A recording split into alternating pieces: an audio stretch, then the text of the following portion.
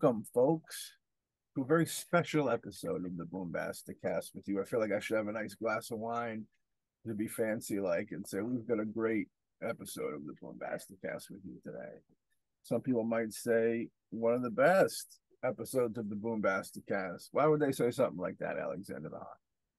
Oh, they might say that because this episode is the best of episode, and the thing is that I know it's 2023, but we are actually going to be looking back at the best of our interviews in 2022. We didn't do one last year, and last year was a very good year. We had a total of 13 episodes. Yeah. Featured with interviews with great celebrity guests. And we're talking to Matt, and you know, we were thinking, how about we do a best of to bring out some of our favorite little conversations we had with them, our favorite clips, and all that. Give you guys a little taste of if you haven't seen anything and you just start watching our episodes, this season and haven't seen anything from last season, this gives you a little taste of what we did last season. And hopefully you guys like what you see and go back and check it out.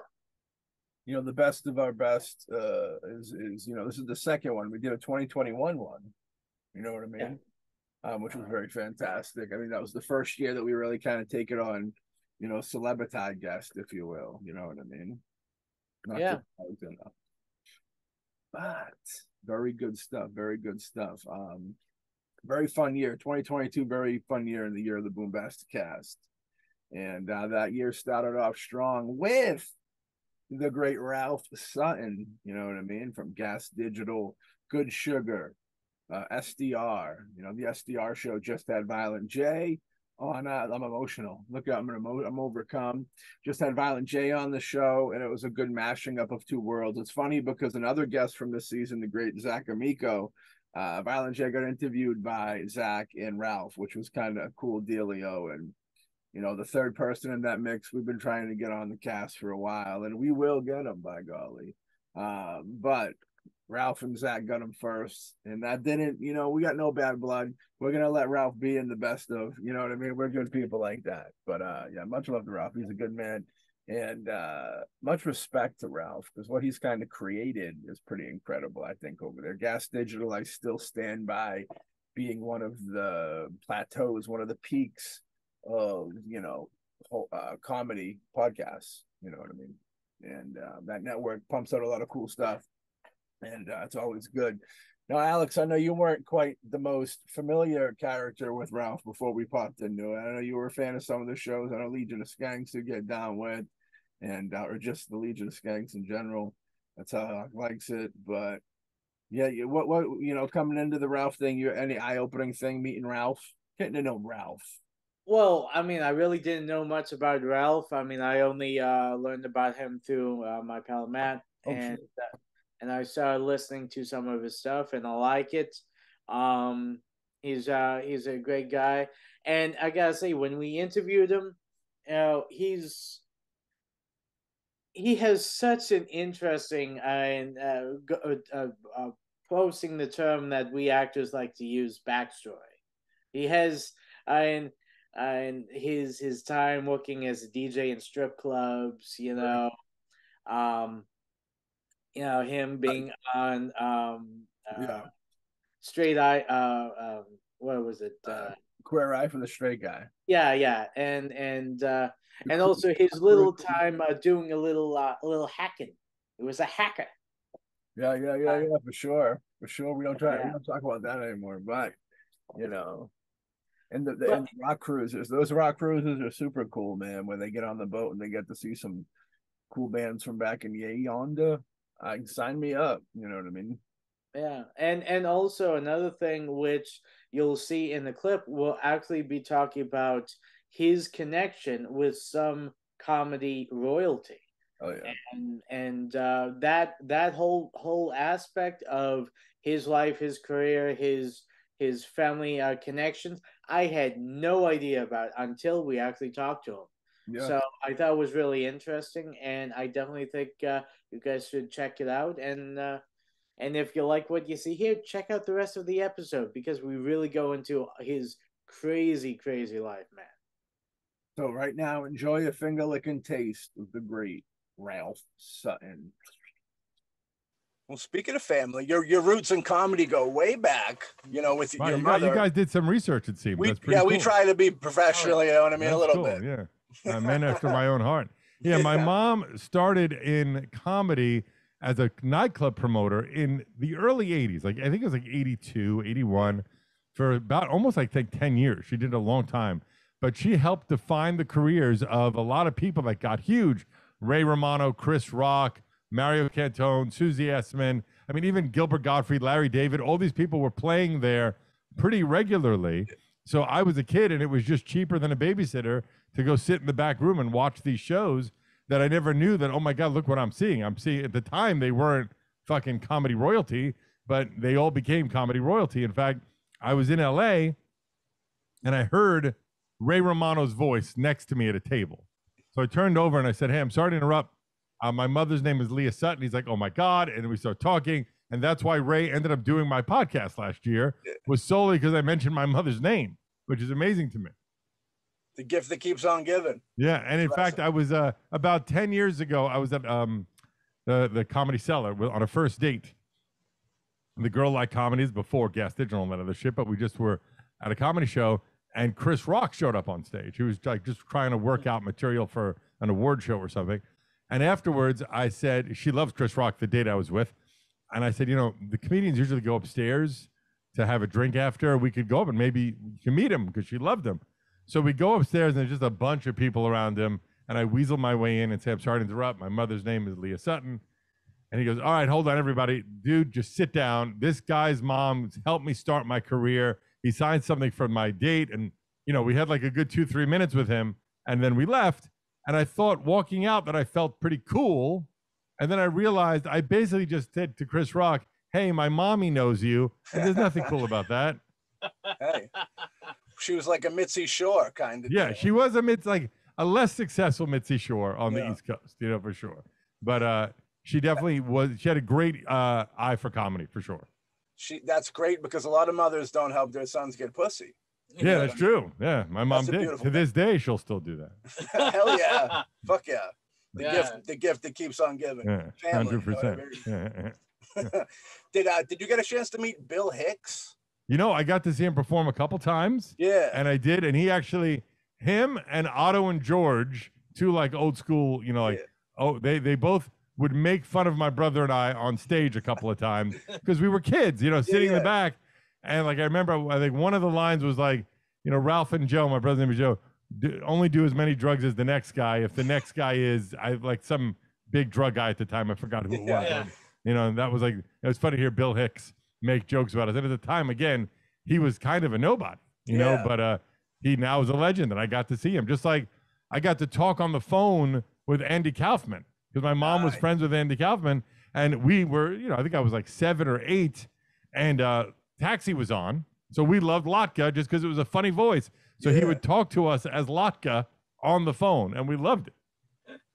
We had the director of Friday the 13th Part 6, Tommy McLaughlin, on the show, and he used to do like almost like improv stuff. And he said that he met Kaufman way back, and he said he was in this group when Kaufman came out, and they were all smoking in the parking lot, and he was telling them, "I'm going to try this new thing where I be this lounge singer, but I'm real mean to everybody." And like he created Tony Clifton like right there. I was like, That's "Whoa, great. That's really cool."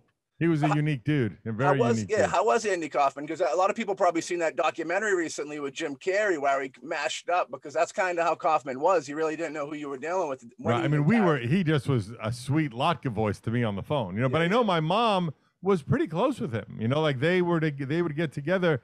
She tells the story the first time she saw him, it was at Catch a Rising Star, which is a comedy club in New York. And he just came out and ate dinner on stage and that's all he did. You know, there was no jokes or nothing. He did, and she was so fascinated by him. They built a friendship from that. It was pretty wild. Yeah, that was fantastic, dude. Always good catching up with, you know, AI and hologram people that aren't there, but it's the shadow of people and stuff. So always a pleasure, Ralph. Always a pleasure, you know. Yeah. The next gentleman that was on the show, been a big fan of for many, many moons, you know what I mean? Alone in the Dark, a masterpiece. I guess some might be able to say it might be a little under the radar. Your average horror fan, right up from the rip, might not know it. With the beauty of Blu-rays and such like that, it's giving, everybody's got another life to it. With the great Jack Shoulder, also The Hidden, and the film with the most scariest Freddy Krueger of all time. All right. Scariest Krueger of all time, dude. You don't want to sleep, sleep with this Krueger by your bed, dude, for sure. Freddy's Revenge. You know what I mean? Nightmare on Elm Street 2. Two things that I love. The two things that automatically I love outside of Jack Shoulder being a part of it is, I gotta say, the most scariest of the makeup. I love that makeup to death.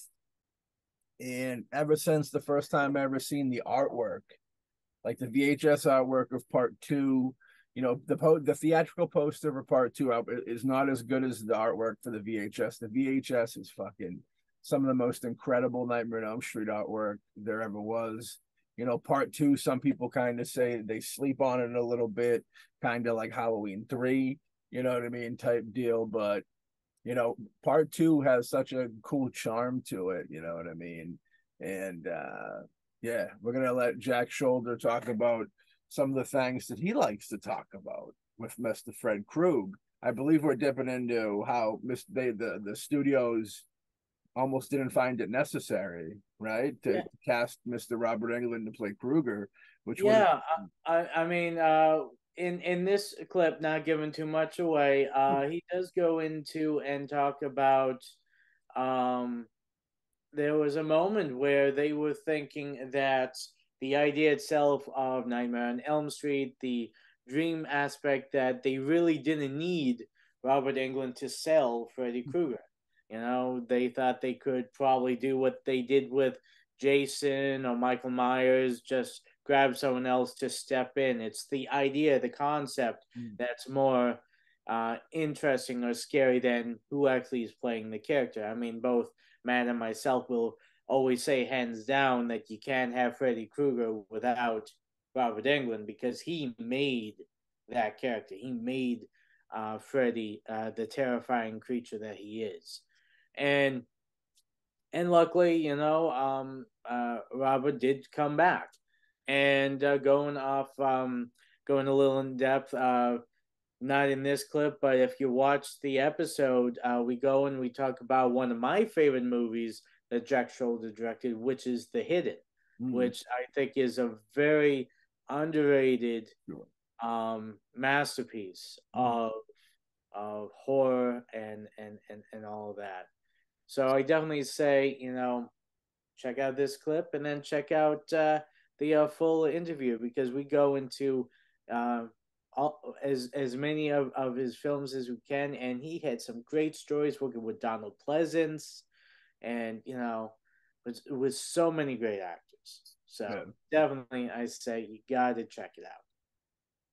And to quote the great Lloyd Kaufman, now watch.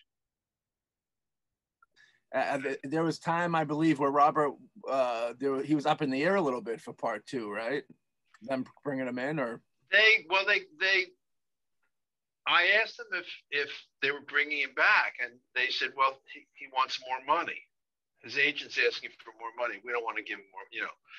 They felt they were being taken advantage of.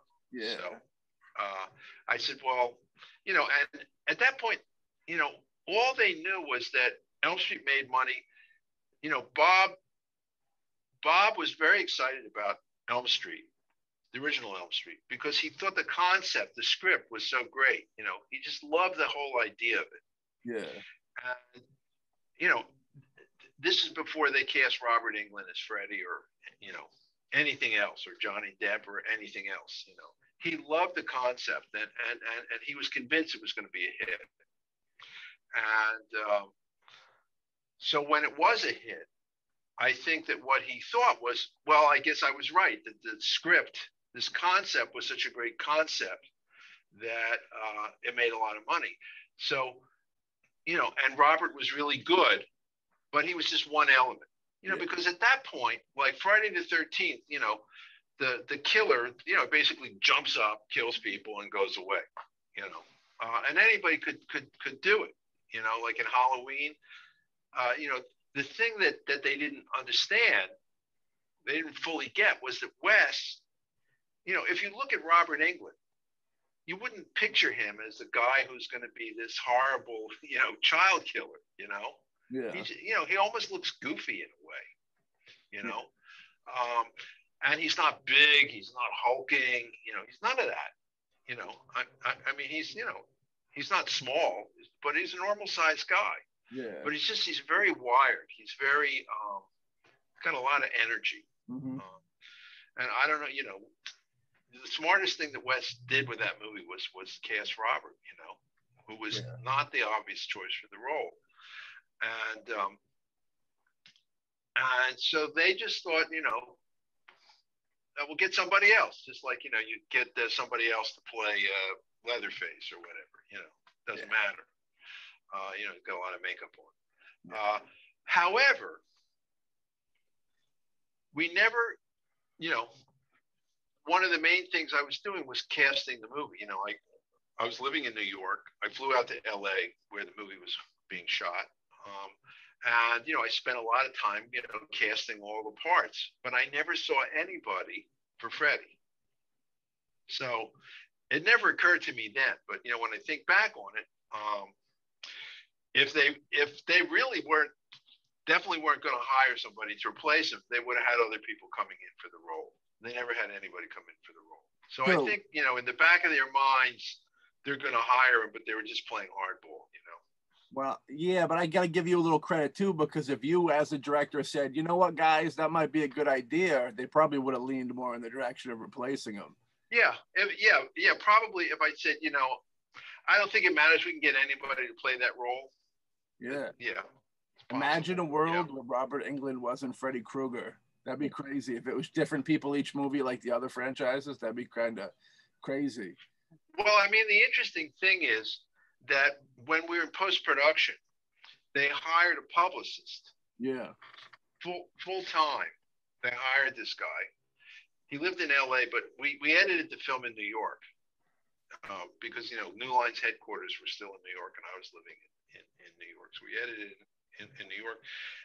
And so this guy basically was brought on, and he said, you know, look, I read this article that I don't know, in the University of Minnesota, somewhere like that, they had done a survey, like, who's the scariest man in America? They had said Freddy Krueger.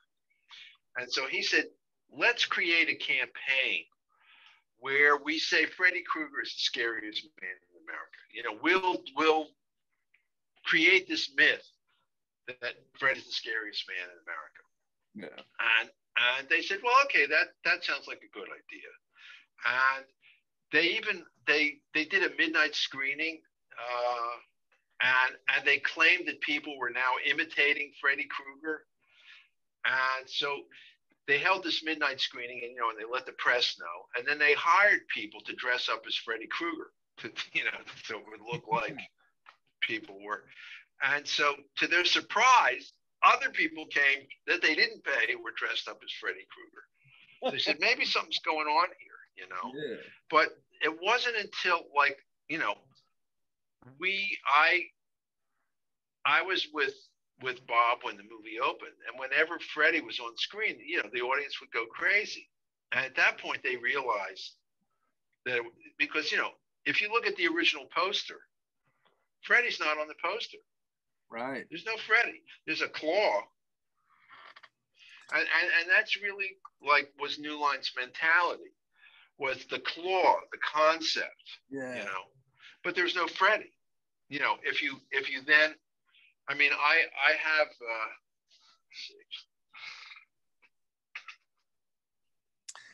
yeah, I wanted to ask you about the posters too after, because there's like, It's the only one in the franchise, I think, that actually has two like this definitive posters. You know, that VHS artwork of him creeping around the corner with the glove, I loved to death.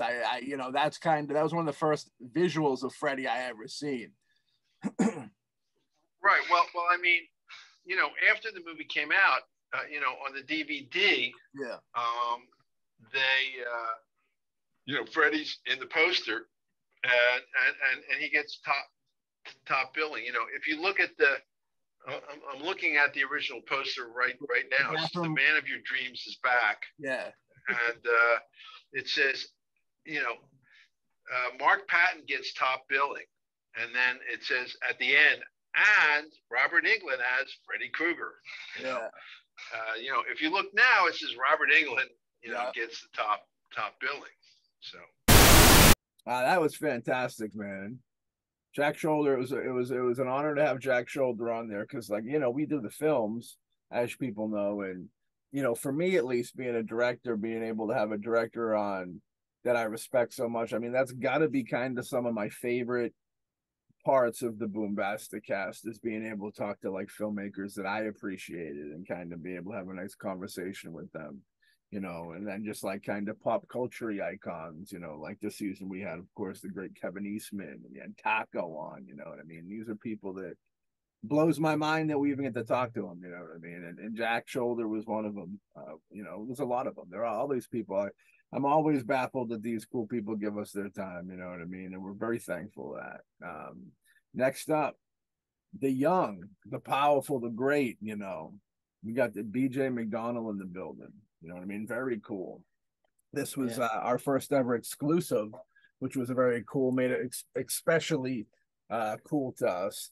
This was our first ever time we got to interview a director, a filmmaker, while their film was in the theaters, which was kind of cool. So that was a monumental thing for us. BJ, you know, for anybody out there that gets down with some heavy tunes, man, like Slayer, don't get no heavier than Slayer. And I did 3 devastating music videos with them. Hatchet 3, you know, some people will argue that Hatchet 3 is one of the best Hatchet movies. Don't tell Adam, you know what I mean? But fantastic, dude. I'm in Studio 666, you know, rest in peace, Taylor, you know what I mean? But the film is very fun. You know, the gore is there, man. You know, I know in the interview I was kind of like, I was pushing it heavy and being like, you know, it's a horror comedy, but don't belittle it because it's a horror comedy. It's a very well done horror comedy. The gore was there and the comedy is there. But yeah, this was a pleasure to sit down with BJ. And BJ is he's futuristic, baby. He's futuristic of horror. Like, expect to see more BJ for sure. And what'd you think of BJ, Alex? Hey, it was great talking to him. Another thing that I liked about this interview was the fact that his movie was out, and by great, you know, someone up above, we were able to contact with him and get the chance to interview him. I think it was within like the first week it was out, and then we were able to get it straight out. It was great because both Matt and we both went to see it together, and it was a lot of fun, and it was a great horror comedy. It did not skimp on either the horror or the comedy, so it was definitely a lot of fun, and it was interesting talking to him about, you know, his love of horror, you know, his, you know, inspirations, and, you know, working with like David Grohl and the rest of the band. And it was great, you know, getting to talk to, I mean, we talked to, you know, directors, actors about their different projects, but it was great this one was really, I would say, laser focused on one specific piece of art, which he did, which was Studio 666. And my advice, if you haven't seen it, go out, check it out. It's definitely worth it. And you know, great music, great comedy, great effects. I definitely recommend it to anybody who loves, especially horror comedies. Yeah, and if you didn't catch it in theaters when this originally premiered, now that it's on the best of, you can go on Amazon, and I believe it's like $8.99. So go pick that up on the Blu-ray. Do yourself a favor. and buy 3 of them. Why not? Yeah, yeah. Buy I mean, it's only $8.99, dude, and I mean, it's definitely worth it. Buy 666 of those things. You know what I mean? All right. Without further ado, let's get into the great and talented man, BJ McDonald. This was so cool having him on. And again, like I said, the same way that you get the Jack Shoulder stuff's cool because you get to talk to a filmmaker that's done stuff that you love. Like BJ's, there's shit that BJ's done that I love, dude, for real. And he's here, baby. He's here, and he's gonna be in it for a while. You know what I mean? I'm digging it, so I definitely dig that. So without further ado, let's pop into BJ. Yeah, it's funny. You'll see like there's almost like a line in horror where you have like your slasher, blood and guts and all that, and then you have like your more, if you will, smarter horror movies like Hereditary and Midsommar and stuff like that. It's funny when you see horror fans that kind of clash like those two, and then you have TV horror too, because TV horror is huge now as well. You know what I mean? It is. That's the thing. It's like all those films. I love all that stuff. I just don't stick to like oh, I'm only down with the 80s style or like whatever. Like I like the Hereditaries. I like The Witch. I like all those kind of types of movies. But like like when it comes down to the movie that we just did, Studio 666, we gunned more for that feel of what we were trying to do. We weren't trying to make Hereditary with the Foo Fighters. Right. You guys were going after that 80s band movie type vibe. I would love to see that. I would love to see Hereditary version with the Foo Fighters. Hereditary with the Foo Fighters, yeah. It'll be a bit more serious. That much. Well, yeah, but I mean, how serious can they really get? That's the question. Yeah, I mean, and look, we all like when we were doing this movie, it was full on. Like we wanted to keep keep in the vein of their videos, like the past, like funny videos, and we really wanted to make it just more about being a fun film for people to just enjoy. It's like more of like, to me, it's more of like a movie that you see with your friends and you get drinks and get stoned and have a good time watching it, and that's really like what we wanted to make. Yeah. Now I know the Foo Fighters never strayed away from acting and like being very campy and over the top in their own music videos. Right. And this Studio 666, which is great. We went to go see it. It was awesome. Originally, it was a Dave Grohl idea, right? From his story. Yeah, he came up with the concept. I guess people had been talking to him before, like, say, you should make a movie, you should make a horror film. He kind of brushed it off. And then while they were recording Medicine at Midnight in the house in Encino, that's very strange. It's the house you see in the movie. It's a very strange house. He got the idea. He's like, you know what? Maybe I will do this. So he made a pitch idea, and then he went to his buddies Jim Rhoda and John Ramsey, who are friends of mine. They're producers on Sonic Highways and Sound City. They're like, hey, he's like, I'm thinking about doing this thing. Like, what do you think? They're like, oh, we got to send this to our friend BJ. He did like the Slayer music videos, and he was like, oh yeah, let's send it to him. So I got a hold of his pitch. And then I was like, well, you know what? I think this is cool, but we need to add a little bit more elements to it. And I added like all the backstory of like the band, the Dream Widow band. Because originally it was just kind of the caretaker Greg Knoll character. There was no like shadow people. There was no like lure of the band or the cursed band that you see in the film now. So I added that stuff, and then I made a pitch book, lookbook of how I thought it should look and the vibe and like how we should shoot it, and like referenced a bunch of directors and other movies of how it should all go, including the old school band movies. Because if we're working with a band, we should definitely try to make sure we're making a movie that kind of follows that template and really kind of like tip of the hat to like the Beatles and the Monkees. And so we got together with that, and he loved it, and away we went. Yeah, the Beatles and the Monkees definitely. I when I was younger, the Monkees was like before school. They'd play it before school, which was cool. Yeah, you know what I mean. Yeah, and there was I couldn't tell you any episodes or any scenarios. But I remember watching every single one of those shows and having a great time. It was just so fun. They were just fun shows. They were a very happy band. They were happy all the time. I can't see any of them, killing each other off because of a cursed book or a curse anything. Well, that's the thing. Possession's a hell of a drug. You got to be careful with it. Yeah, once you first try it, you might not be able to stop. Yeah, I thought this film would be a great companion film, double feature with like Tenacious D's Pick of Destiny.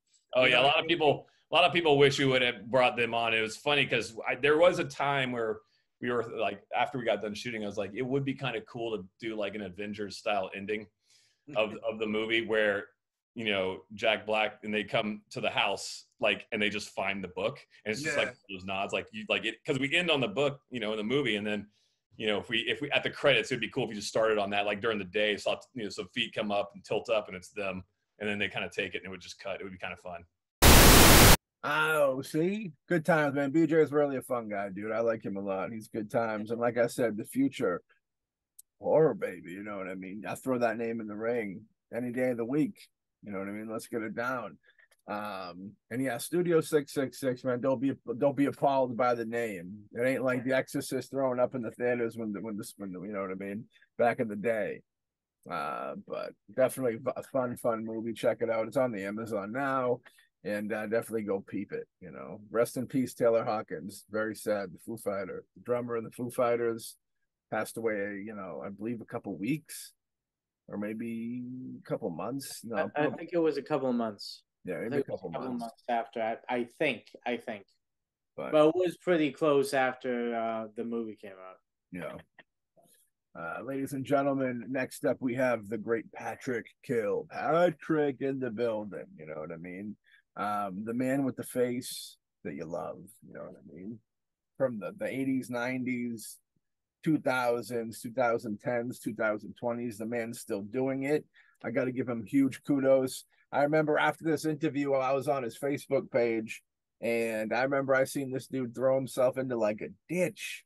I wouldn't throw myself into a ditch the way he did. And that's just how much of a man he is. You know what I mean? He just was like, forget about it. Ain't no obstacle. Ain't no problemo. And he flipped himself into a ditch, and kudos forever. I mean, he already had my heart. He didn't have to jump in no ditch. You know what I mean? And Alex, what do you think about Patrick Kilpatrick? This is a guest that you landed, I believe, my friend. I mean, Patrick Kilpatrick definitely is. There's a handful of actors from the 80s, 90s, and all of that usually play heavies, and Kilpatrick is definitely one of those that you see him, you recognize him, and it was great getting him on. And he was a great guy to talk about. We talked about, you know, a lot of things. We talked about the whole the Hollywood system. We talked about music. He was a bodyguard from some of the greatest you know, bands out there. I heard rumor there's Patrick Kilpatrick BoomBastic collaborative musical documentary effort. I think I heard that somewhere. Coming soon. Yes, that might be down the line. You never know. We did talk about that on the episode. You can definitely go check it out and see what we're talking about. Yes. But I mean, and also the guy has written at least one book that's out, and a second one that's, I think they're both out now. They're both out now. They're both out now, yeah. So he has both. He has two books out about his career, about his experiences. He's producing his own stuff. He's going out helping people produce their own projects. He's a one-man Renaissance man.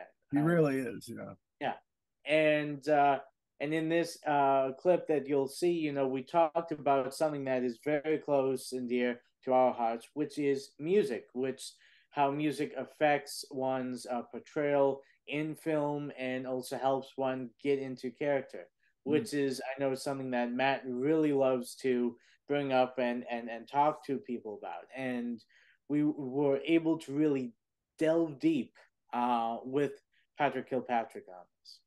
Hell yeah. So we talked about it so much, we might as well let the people hear it and see it and feel it and be it. Ladies and gentlemen, Patrick Kilpatrick. Does music play a part in your process of character building? I know you know, you wrote for a lot of music publications. I know that you did some bodyguard work for some pretty big bands back in the day. Yeah. You know, when you come into a character, does each character have his own little playlist, his own little soundtrack? Like Alex said, there's a lot of villainous roles, but they're different. I mean, what would make you decide what playlist would be for this villain and what playlist would be for that villain, so to speak? Or is it more of, maybe a certain band you'll listen to, or a certain one song, two song you do over and over again, or do you just have like a stretch? Do you listen on set at home? It's a very, very insightful arena of conversation that you're bringing up, because I would say the quick answer is every job is different, and that music has played a significant. There was a time where every job I did, I thought of a song, whether even if it was just for an audition, of a song that character would sing. But you have to be careful with that, because you don't want to force the production to have to buy that song. Right. But it's music in that context was really useful, because, you know, if I'm talking to you and I go, bop, bop, baloo, bop, bop, bop, bop, bop, bop, bop, bop, bop, baloo, bop. What does that do? That kind of relaxes you and puts you in a different headspace and stuff like that. So you're coming in to do a movie where you're killing somebody or killing 5 guys, and you're bop, bop, baloo, bop, bop, bop, baloo, bop. Nobody's done that. They had done that at the time. I mean, you know, I learned, so I would find songs that were in the public domain. By that, I mean, songs that nobody owns the copyrights to and stuff like that. Or you could just do a lyrical thing, you know, like you probably wouldn't get sued for going bop, bop, baloo, bam, bam, bam, baloo, bam. Whatever you do, you know, hey, whatever you do. And that's useful because it would set up the auditions. So these people would be like, what the fuck is this? Excuse my language. What is this guy doing? You know, so, and then that it also relaxes you at the same time. So yeah, when I'm writing, I've used really specific music to listen to continually through it, but that's not appropriate for the next script. Yeah. You know, something else is doing this. We're building the music for this one, and I'm working with a guy from Amsterdam, and building just a signature to feel that kind of thing. And I'm acutely aware of soundtracks, and have always loved them, and interested in what people are doing, and always with great interest, and sometimes complete appallingness. How the hell could you do that? You know, so music does play a big part. Sometimes when I'm writing, I cannot endure the sound other than the silence in order to focus on what I'm doing. There are other times where I play certain people just because to lift you out of just the place where you are. So that may be disturbing to other people who are in the writer's room with you. But of course it does. And listen, before I came on the podcast, I was feeling really battered, because anybody who writes a script with everything they've got, or acts with everything they've got, or runs for office with everything they've got, or works in an emergency room or whatever, then they're drained. But so I put on a film that's current, and I thought while I was exercising, and I said, this isn't me. So I put on the Morrison documentary, the Doors documentary, and that's a spiritual.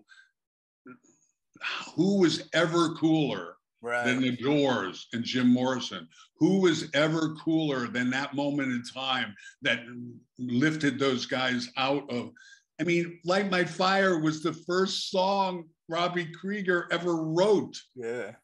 And, crazy. You know, it's like, so, and I urge anybody who's, you know, Val Kilmer is one of our best and one of our greatest, but if you watch The Doors, you see the mastery of what he did.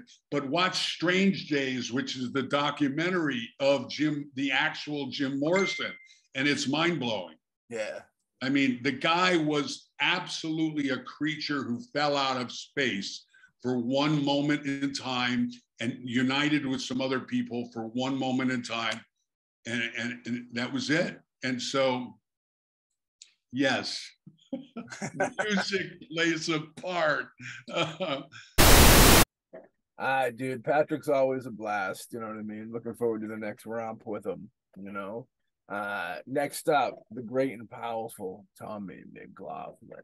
One cool cat, dude. They all are, but Tommy was such a cool dude, laid back, just kind of chill, relaxed, loving it, dude. And you know, he's done some really cool stuff. Of course, you're gonna think of Friday the 13th, Part 6, with by golly, like I said in the interview, it gives the first one a run. If you really, if you would ask me which was the best Friday the 13th movie, man, it would either be Part 6 or Numero Uno. And Numero Uno, you know, it's there because of the heavyweightness of what it is, and that it was the originator of the whole thing.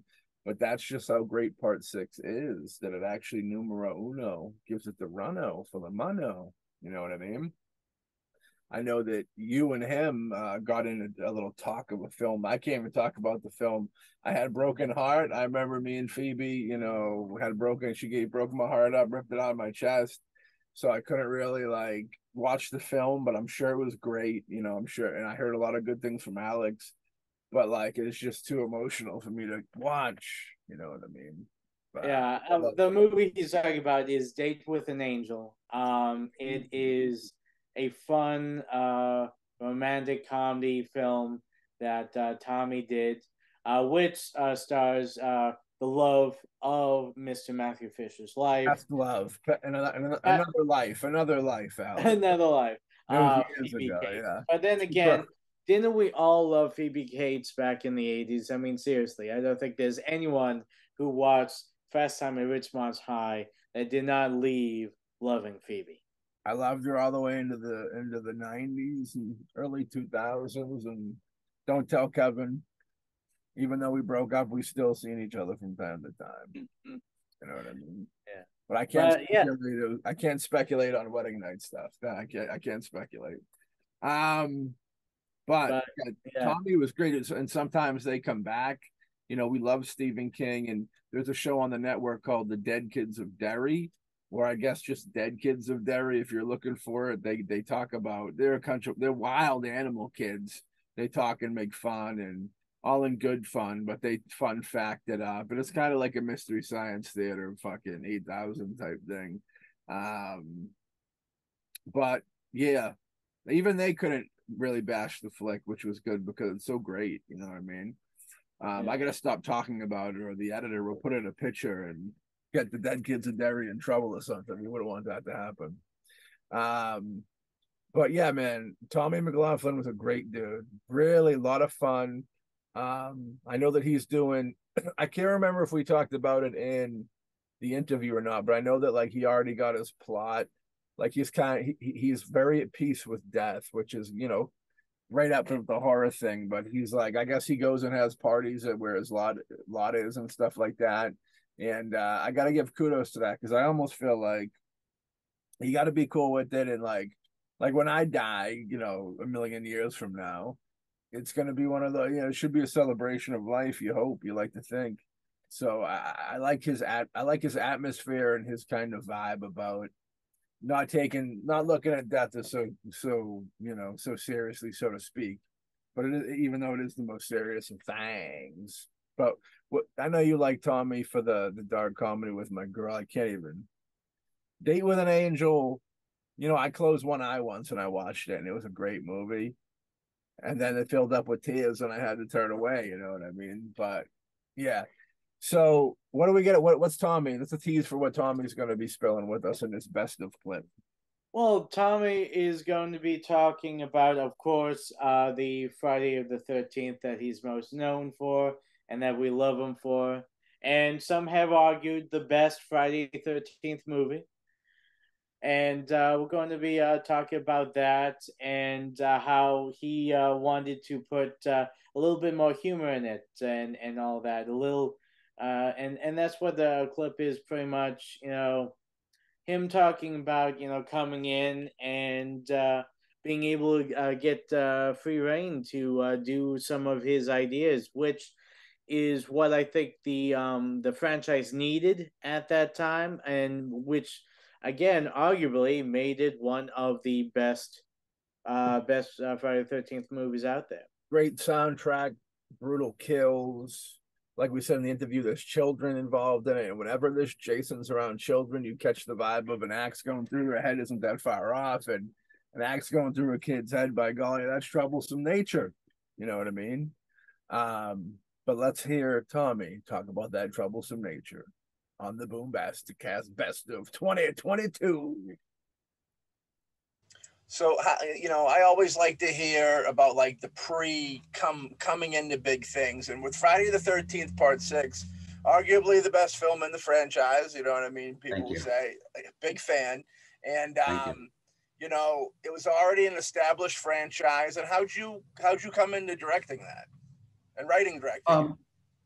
Well, you know, the 70s, guys, was just, you know, once Halloween took off, and everybody realized, oh shit, we can make, you know, a horror movie for no money, kill some girls, put a mask on somebody, whether it's a bag or a welder's mask, it didn't matter what it was. Yeah. You know, they could get a deal and they could raise money in Europe and release it over there. And, you know, they could clean up for well under $1 million. So wherever I went with my, you know, like my One Dark Night idea, you know, the door would close and say, look, you know, if you could get some blood in it, you know, at least, or you can, you know, kill, you know, with somebody that, you know, we see through the movie, because I didn't show you the villain till the very end of the piece, and all the rest of it was kind of psychological horror and you know, paranormal horror. I couldn't get that thing, you know, off the ground, but if I wanted to do one of those, I could. Finally, you know, I got One Dark Night made, and that was the thing that went to Paramount as an example of, you know, my directing. And Frank Mancuso, they were like going crazy because they had put out, obviously, the final chapter with, you know, all expectations that this was going to be it. But it made so much fucking money. Somebody said, you got to bring them back somehow. Yeah. So Part 5, as you know, wasn't Jason. And the movie ended with Tommy Jarvis with the mask, and the audience, the fans, were like, boo, you know, no. So, you know, it was such a bad reaction that instead of waiting 2 years like they normally would to release these things, they said, we got to get the next one out like right away. So they started looking, you know, for directors. I really had no interest in doing a slasher type movie. It wasn't kind of where my mind was at. I didn't think that was right in terms of just enjoying watching women getting cut up. I'd go and see these things, you know, on horror movies and things in downtown LA, and the crowd would be just, yeah, get that bitch. Yeah, yeah, cut off her titties. Yeah, you know, and I'm going, you know, this is just too much. I'm sorry. I don't want to be part of that. I want to scare people, but not enjoy like the torture porn kinds of stuff. But he, you know, he met with me. He said, you know, you've got a really interesting style with, you know, you think you could put that into like a Jason movie? And I go, well, what do you want exactly? And he goes, we need to bring him back from the dead. I don't care how you do it.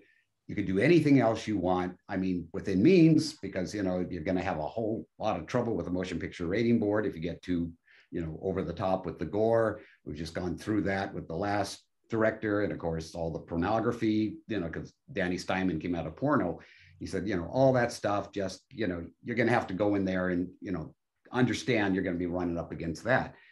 I just said, can I put comedy in it? And he goes, what do you mean? I said, I want the kids to have a sense of humor about the whole kind of that world a bit. Even the audience, I kind of want to have a little fun with, because this is the 6th one, you know, and there has been no other long-term franchise other than James Bond that has done that. So of course I put in the James Bond satire at the beginning to basically say, look, we're going to have fun with this. Yeah. So Frank was like, yeah, totally aboard. I had such creative freedom. It was ridiculous. You know, I think twice, you know, he came in and asked me to change something. One was I'd written Jason's father in at the end of the movie. And he said, you know what, as much as I love the idea, as much as I love the scene, if we tell the audience, look, here's Jason's father, there's going to be people going, oh no, now the next one's going to be about Jason and his dad. No, you know, so he said, I just, if you don't mind, take that out. And I go, okay, I understand that. And then the other was after we screened it the first time for just, a party hardy crowd that were at Paramount that were so drunk, so stoned. It was like a roller coaster ride where I couldn't hear one word of dialogue. They were just hooting and hollering through the whole thing. And at the end of it, Frank goes, I think we should do 3 more kills. I got 13 kills. I thought that would be great. That'd be cool. And we need 3 more. And I go, well, who are we going to kill? And he goes, I don't know. You'll figure it out. So I thought, all right, well, I didn't kill the caretaker because he was supposed to have the scene with Jason's father at the end. I thought, okay, so I got to set up some way to kill him. And I thought a pretty decent kill for him with the drinking and then having Jason ram the whiskey bottle into his neck. And then it's like, hey, where am I going to get 2 others? And I've never been happy with this idea that, they're out at night and he's proposing to her and he witnesses the murder of the caretaker. And then they both get speared, which to me was not a very inventive kill. Yeah. But it's like, I got him his 3 kills. And, for whatever reason, he felt, happy about that. So those are the 2 things. Everything else is mine. So I really love the fact that if you hate this, blame me. If you like it, blame me. I wanted to take the full responsibility. And because they were in a place of kind of desperation with the franchise, it's like, let's just listen to the kid. He may know something we don't. Yeah. And as you know, I mean, that resurrected him. And even though I never called him Zombie Jason, that's become sort of the mark there of the human Jason and then the zombie Jason. And on we go, and we'll see what the hell happens. I've written a sequel to mine finally after 32 years, and I wrote it like 3 years ago. That all takes place in the winter, but until the lawsuit is truly settled, even though Victor Miller has the rights to the name and he can remake the original, he doesn't have Jason. So Sean Cunningham and him have to decide, well, if they want to do either of these things, one wants to have Jason and the title, and they're going to have to work that out financially. God knows when that'll happen. Very insightful. Tommy's great. Even seeing that back again makes me reminds me of how great the dude is. Sloths, man. I don't say it that often because it kills me to say. Sloths. It's probably tough for your boy to say over here. But his band, he's in a rock band called the Sloths. The Sloths like the lazy monkeys. You know what I mean? I think that's what a sloth is. Well, I mean, longer arms or something like that. A sloth is his own kind of animal. I mean, it's not. I don't. It's definitely not part of the monkey family, but the Goonies. They hang around in trees much like monkeys, so you can say that at least. Yeah, well, I guess so. Yeah. But everybody go out there and check out the Sloths music. It's good. It's rocking for real. And I dig it for shizzle. The multi-talented dude, this season that we're in now, I don't want to give too much props to, but we just interviewed the Court Gaines, also a dude who's very known in the horror genre as well as for rocking out. And I gotta love the multi-talented folks that can kind of get down with it. But entertainment's a vibe, man. It's an energy. The creative spirit, whether you're unleashing through music or the wave of that or the film thing, you know what I mean, or however you want to do, it's a beautiful outlet. Yeah, I mean, we also had Tom Proctor in the very first season the first season of the interviews that we had. The interviews, yeah. The interviewers. And he also is another talented actor that also has his own band, the Tom Proctor Band, and they're touring also. BoomBastiCAST Ominous. The early years, the first of the interviews. But yeah, Tom Proctor is the man, dude. Yeah. But and moving on forward, the next guy we have in here is a personal favorite of mine, good friend, Mr. Robert Lasardo. Now, those who have followed the BoomBastiCAST, followed me and all that, know I've worked with Robert on a few films, including the last film I did, which was Cursed Waters. Very talented actor. Actually, we are in a film, Bloodthirst, that is dropping by Lionsgate. Oh, yeah. Okay, October, Halloween date. Oh, okay? I like that. So go out and check it out. But Kudos to you, Bubba. You got a nice big release on a Halloween day. That's cool. That's funkified. yeah, I mean, I'm totally psyched. That is and cool. and it's great because I'm like in this episode, we actually this is one of our longest episodes, the Robert Lusardo one. I Little think over we 3 hours, I think, yeah. ended up being 3 hours, and it's a worthwhile 3 hours because you have to understand Robert has been in so many great films, and he's Deep. been working nonstop, and he's worked with so many great talents. I mean, heck, even after doing 3 hours, we did not touch even half of the stuff that he did. Very And deep. He was deep and very smart too. I oh yeah, remember. I like that. That was good. yeah, he's also very spiritual, Very cool guy. and we could talk with him another 3 hours easy. And we will. Yeah. But in this this clip that you're going to see, we're going to talk about one of the people he did get to work with that a lot of people probably know and also look up to, Mr. Clint Eastwood. When he did the movie The Mule, Robert Lusardo played one of the characters in that. And he talks about, working with Clint and just, how great to be on set and how he portrayed his character, which, I mean, honestly, I mean, when he was there with Clint, those two were the only actors I was interested in because they were really good together. Legendary, dude. Clint Eastwood. See, Clint Eastwood is so legendary that even like a dude who's legendary in himself, like Robert Lusardo, looks up to Clint like, whoa, like this is the dude. And I mean, me and Aquaman ain't worked with Clinton yet, so we don't know the vibe. But I can only imagine because you're looking at a full blown heavyweight on like full calibers of everything. Like the dude, he was the biggest thing there ever was as an actor. And yeah, I do think there was a point, when he was the biggest thing there ever was as a director too. You know what I mean? I want to say around $1 Million Baby. He's still great now.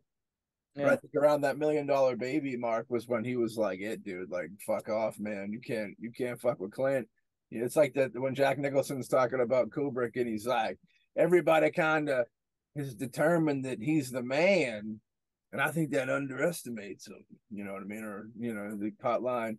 But yeah, dude, it was really cool. I love getting these, the BoomBastiCAST, some of the best things that we kind of can offer.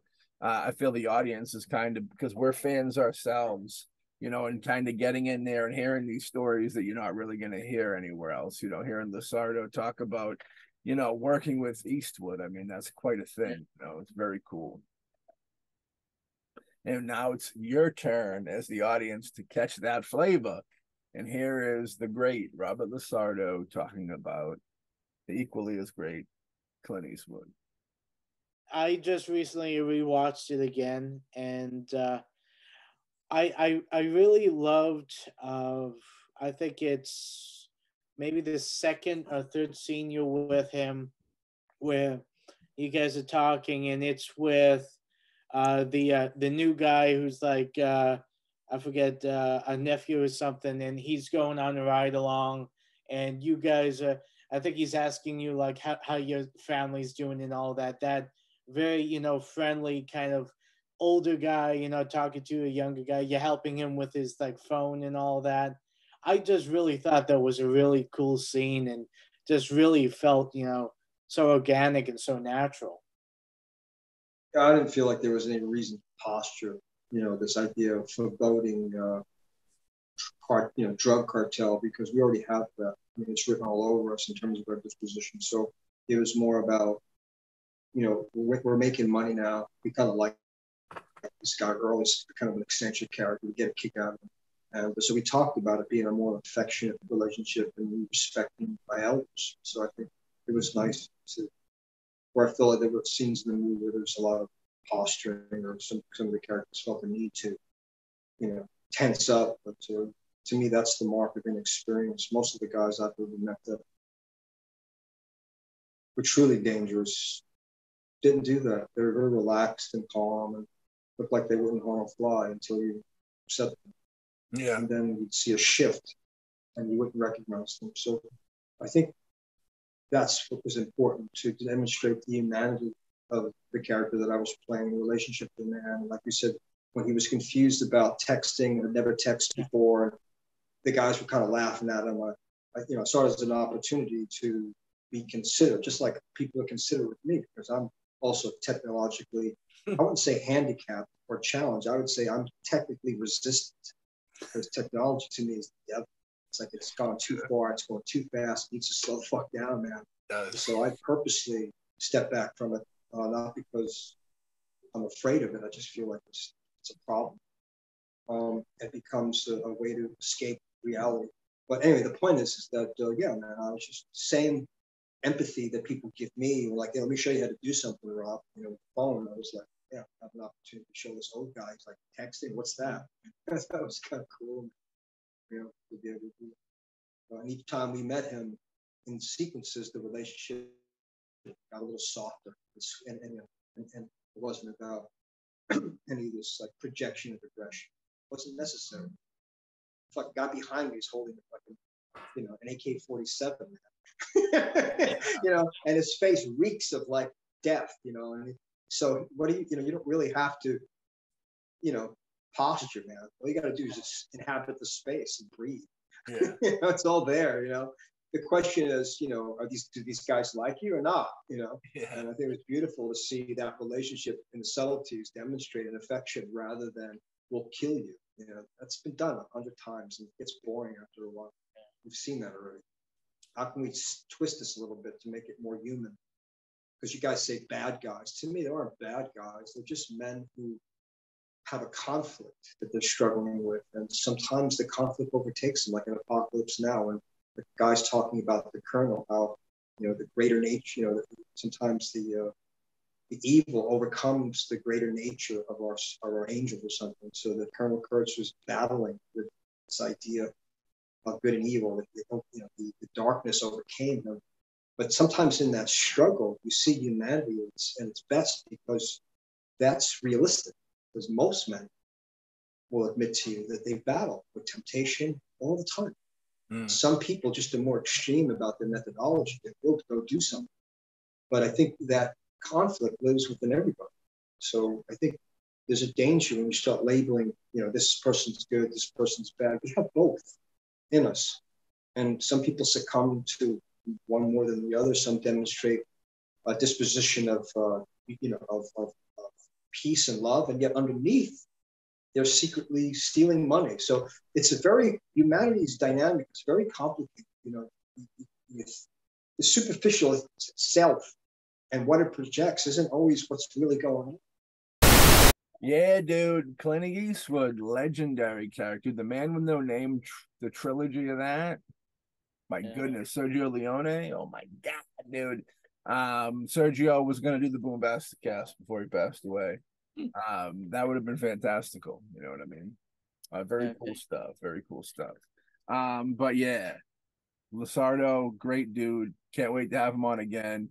And I can't wait to see you two acting alongside each other again. You know what I mean? Yeah, I mean, nothing set in stone right now, but hopefully, Robert does a lot of films in the independent world, and I'm sure I'll end up working with him again. And like I said, it's always great to work with him because he always gives his A game. He never phones it in, and he takes everything he does very seriously. And it's always an honor to talk to him and work with him. Yeah. Next up, maybe one of our most colorful guests of the BoomBastiCAST archives, and that's a beautiful thing. When you sit down with a guest and you flick on the old record button on the Zoom or the StreamYard or whatever you may be using out there, you don't exactly know what you're going to get yourself into. You got a pretty good vibe. You're about to have a really good situation, and we've never had a bad situation, which we pat ourselves on the back for that. And Larry Hankin, like, I wasn't even prepared for where the Larry, I was loving it, of course, but when I 5 minutes before that nabbit, 5 seconds before it went in this direction, I would never have imagined this in a million years. I'm like, we're going to talk about Home Alone and some really cool TV shows and like the committee and all these cool like stuff, and we did. And but man, I didn't. It was fun to see that he was just as bleak as us, baby. It was good stuff. Very fun, and the artwork. I love seeing his artwork. Very cool. You know what I mean? That's some good stuff too. You know what? Yeah, I mean, it was great because as you guys might know, of the Christmas special for let's see, 2021. 20, We yeah, had yeah. yeah You're right. It was the year before. yeah. We had Larry Hankin on, and he talked about, of course, Home Alone. He also mentioned Plane, Trains, and Automobiles and Armed and Dangerous. Three great films that he's in. And it was a great honor to have him on that. When we brought him in to do the interview, it as Matt said, we ended up going in a whole different direction. Yeah. We were talking about the extinction of humanity, animals and the way the world is and where we're going to be in, like, a millennia or something. Right. We went on a whole different conversation. I mean, we ended up talking about, where he started and the committee a little bit. We even talked about, okay, hold on to your butts, his porn career. Hey, Hey. keep it a blue, yeah. But I mean, the fact is that this is a perfect example of one thing that both Matt and I love, which is the fact of going down, having a conversation with these people that you're not going to get anywhere else. Yeah. We open up the door. I mean, we love talking about, of course, the film and all of that, but you want to talk about, this and that, we're totally down. And Larry Hankin, he took the reins and he went in a whole different direction that we didn't see coming. And you'll get a taste of that in this clip. And it was a lot of fun because we didn't know where we were going to end up by the end. I feel like this is probably a big shift with us, where it was like we've gone in interviews before. It was kind of, we love going all over the place, and it's kind of, this was one where you don't know how much time you have, like a rough idea of how much time you're gonna get with people, and like we always do. I gotta give a little kudos to ourselves for interviews. Like we do try to do our research, and like we do have like pages of interviews to get to when we sit down with these folks. And it was like a weird deal where it was like we were loving the content, and I'm happy that we have what we have as opposed to the questions, of course. But it was like one of those. It was a lesson of rolling with the punches to kind of get the better of the situation. Like if we kind of needled in trying to be like, okay, well, how'd this come about? I don't think it would have been as good of an interview. But Well, we did get the best compliment, at least one of the best compliments ever in an interview from Larry Hankin, where he said, usually when I start going down this road, the interviewers would be like, hey, Larry, that's great, but how about we talk about Home Alone or Plane, Trains, and Automobiles or something else? Yeah.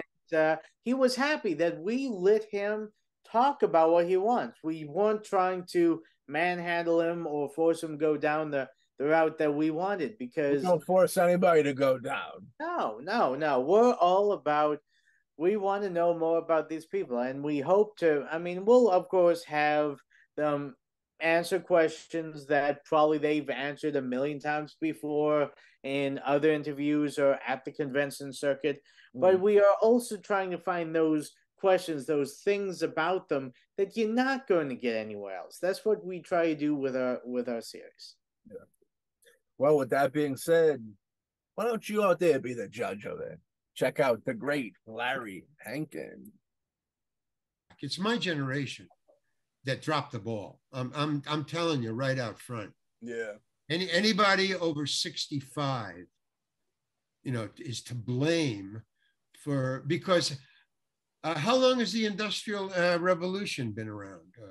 Since 1800. So I guess the Depression. Yeah, if you were alive, it's oil. When they discovered oil was the kerosene. So that was the 1880s, 1890s. Yeah. Okay, so it's only 200 years that we've fucked up the planet in the last 200 years. It's true. It's true. So it's my generation and a generation beforehand. So you guys have cut a little slack, and the high school kids are doomed to clean it all up or suffer the consequences of us, of not you guys, but my generation and on back. Now they have to start their 200 years to clean everything up. So, you got to even it out. 200 years. Well, I think, okay, if I throw up right now, how long will that take? 30 couple of seconds, right? Yeah. Right, about 20 seconds. How long will it take you to clean it up? That's Not true. 20 seconds. Yeah, that's true. I don't think they got the time to do it. You know what I mean? No, they don't. And even if they did, it'll take more than 20 seconds. It'll take not 200 years, but maybe 1,000.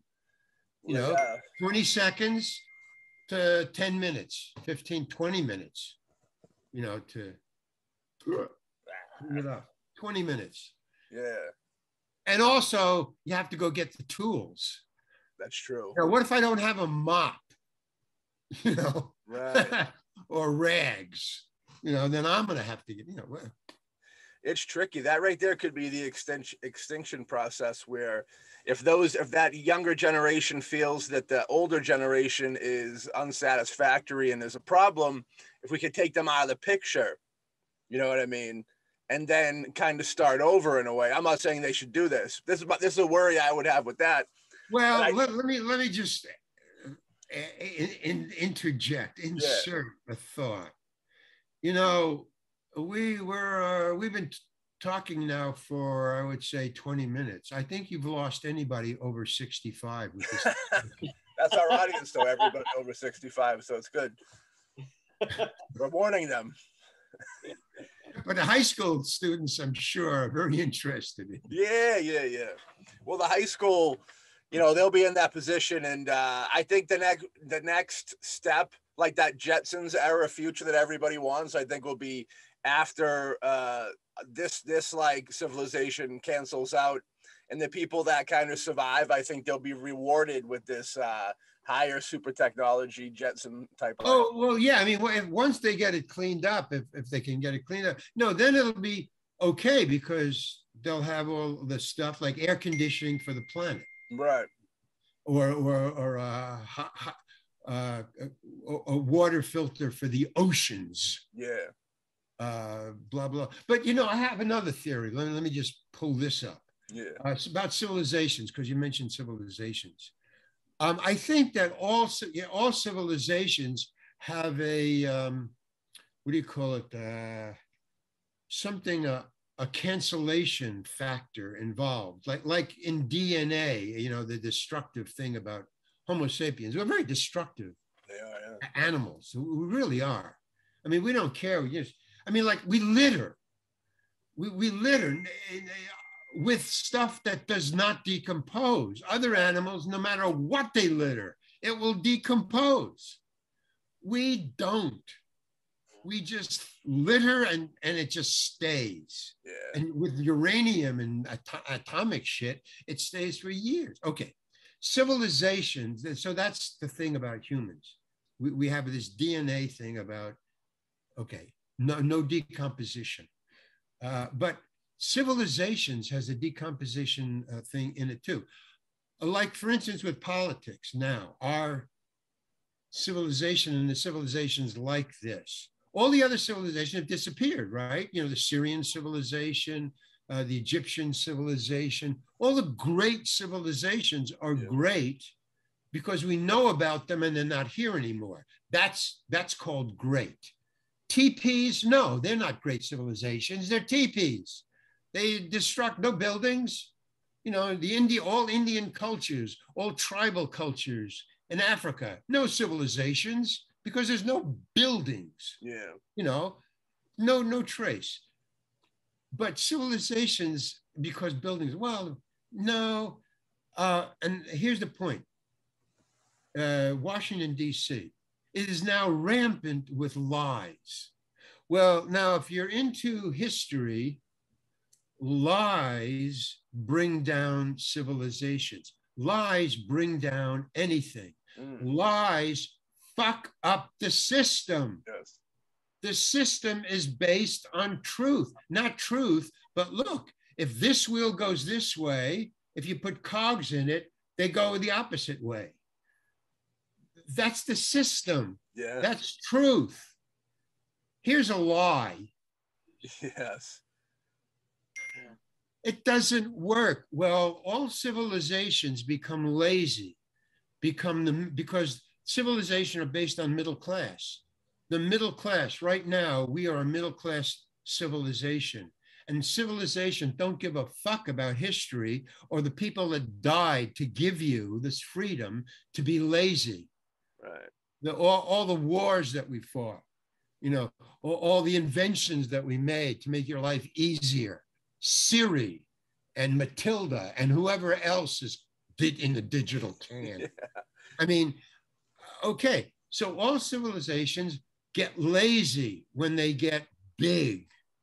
And when you get lazy, lies become to expand because you're not thinking. You're not critical thinking anymore. Yeah. So this middle class, it has no critical thinking whatsoever.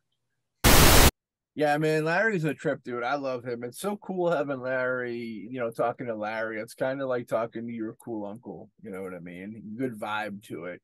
Yeah. You know, he just cruising through that. I gotta help but think. And one of my favorite parts of that interview was when we got into the John Hughes stuff. You know, talked about John Hughes when he did Planes, Trains, I believe. Yeah. And you know, it was such a I've never, you know, I won't go too deep into it because if you're a John Hughes fan, definitely listen to this interview because I've read a lot about John Hughes, about his career and stuff. And the inside look that we got into the life of John Hughes and how, like, it wasn't that, you know, it didn't come off like it was that great. Like, he wasn't that happy of a person. I thought that was what I was so, like, that was like hearing that, I was like, whoa, because I never even, like, you assume, dude, like John Hughes is like the fucking king of the 80s, like when you think about it, dude. And it's like he had the teen successes, he had the kid successes, and like arguably probably the best writer of his time, you know what I mean? And like to hear that he didn't really enjoy it, you know what I mean? Or it felt like it was really kind of interesting, you know what I mean? So definitely, like, that, man, that episode's plentiful with beautiful stuff. There's so much. And that's another, like, that's a couple hour episode too, where I feel like there's so much great content in that episode. Definitely. I'm going to go rewatch it, man. Everybody go out there and just watch the whole episode. All the episodes we stand by, and it's good stuff. You know what I mean? For sure. And the great thing is that not only did we talk to Larry Hankin about that, and like we said, his time in the sketch comedy show The Committee, yes. But the next person we talked to, Mr. Carl Gottlieb, is a close personal friend of Larry and also was part of the committee group also. And Carl, you would probably best know him as the screenwriter for Jaws. And right. He also was the screenwriter for Dr. Detroit, and also huge. Yeah, and The Jerk. Yeah, The Jerk. The Steve Martin film. Like when I was a kid, and you like, you asked an adult what the best comedy was, they go, it's The Jerk, like hands down, no fucking question. It's a great comedy. Like in the interview, dude, Dr. Detroit has a special place in my heart. I remember I stumbled into Dr. Detroit. My grandfather, when he was sick, would just tape a bunch of movies off of HBO. And when he passed away, I got a box of VHS. And within that VHS, within that box, Dr. Detroit was found, you know what I mean? And it was a beautiful thing. And so it'll always be like a special, and it's just a great movie, you know. It kind of didn't do that good because it was the first movie after Belushi died. And then I don't think people were like, people weren't ready for like Aykroyd by himself or something. I don't know what the vibe was, but like Dr. Detroit's a fucking masterpiece as far as like comedy goes for sure, dude. But yeah, Jaws, it doesn't get much bigger than Jaws, and the Jaws and the Jerk are fucking iconic. You got, dude, it's and then of course Caveman with Ringo Starr, which I loved as a kid. I still enjoy it to this day, man. But as a kid, dude, that was the fucking one of the greatest movies of all time, dude. Yeah, being able to sit down with Carl was super cool because legendary, just more of that legendary stuff. It's like you think of the influence. It's kind of like when we had Kevin Eastman on, and you think of the influence of the Ninja Turtles. It's like think of the influence of Jaws, man, or even the Jerk. You know what I mean? It's like fuck, that's some serious influence, dude. Yeah, I mean, as you'll see in the clip coming up, I mean, we talked to Carl about working with Steven Spielberg, a young Steven Spielberg, back when Steven was just another young guy who wanted to make a name for himself. No one really knew if this guy was going to make it or whether he was going to be just another flash in the pan. Yeah. And it was cool, getting a little insight into, a young Steven, what was going on. And of course, Carl's part in all of it. And I mean, we went in, we talked about all his different, projects he's been a part of. And also, if you are fans of the Jaws movie, like we are, go out, check out the Jaws log, which is a good book about everything that went on the making of Jaws. And that was written by Carl. Also, it's another thing that you guys might or might not know. There is a play that's on Broadway right now, which is called The Shark is Broken. Yeah. Okay. That play is written by the son of the actor who played Quint. Okay. And he, I believe he's the writer of that. He's also playing the role of his late father in the play, and it's all in them on the boat, and it's of all the trials and tribulations of making the film, and the camaraderie, the fights, and the inner turmoil between the three actors that were the big stars of Jaws. And I definitely say that I think that if you've seen it, you want to see it, go see it, and also buy Carl Gottlieb's book, so you have even more of an insight. So when they're talking about these stories, you're like, oh, okay, this is what was going on that they don't tell you about. Yeah, yeah. So for shizzle and for sure. So let's get an inside scoop of what little Stevie Spielberg was like when he wanted to make a movie. Was Steven Spielberg ever small? That's truly the question. I feel like he was ginormous. Now, if you go back, what's funny with Spielberg, and much respect to Spielberg, he's made some of the most iconic films of his time. But he's funny with, you go look at his filmography, and there's like these little movies that like weren't as big as the other ones. He's probably like half them for just about as many movies that you know him for. He probably has almost equally amount of films that you never even knew he fucking made. You know what I mean? Yeah. Let's hear a little bit about Stevie when he was on the come up, like a shark fin. Know what I mean? So you worked with some great directors. You're soaking it up. There's no better way, I think, to learn, than to be on set with these people. Yep. We got Steven Spielberg, of course. It's funny. I tell people, because me and Alex make movies over here, and I tell people, I said, a director is legendary when people hear that you're trying to make movies and they call you them. You know what I mean? Like, okay, Spielberg, yeah, go make your movie. You know what I mean? But that's how legendary he is. Oh yeah. Now you go way back with Steven, I believe, right? That's true. Yeah. I'm in 2 of his movies that he made before Duel. Yeah, Something Evil. Something Evil and I want to check. Yeah. I want to check out Something Evil. I haven't seen it, but it's like The Exorcist before The Exorcist, right? Exactly right. It was The Exorcist before The Exorcist. Same theme. Yeah, you got to give that prop. It's funny because you say bring up Duel, and like a lot of people go, they automatically think of those bigger films. Of course, you know what I mean. They kind of forget that he had the humble beginnings, if you will. Also, you know? he directed the first episode of Columbo. Yeah, that was very interesting. Yeah. Doesn't he reclaim some type of ownership? I heard if you direct the pilot episode of a TV show, you're like forever involved with it. Is that true? I have no idea what his contract was. No. I think that there was one of He those had things. no leverage as a deal maker in those days, but he was mentored by Sid Sheinberg, who was head of the at that time. Sid was head of television production, and he mentored Steven. He's the one who gave him his first contract at Universal as a director and let him direct Night Gallery and Columbo and his early directing efforts. It was cool to hear about kind of the upcomings of Spielberg as well, because like I said, it don't get no bigger. You know what I mean? It is what it is. I know, absolutely. Well, it was amusing that my wife and I in those days had a house that was like right in Hollywood, like midway between Laurel Canyon and Wally Heider's studio in the Hollywood Bowl.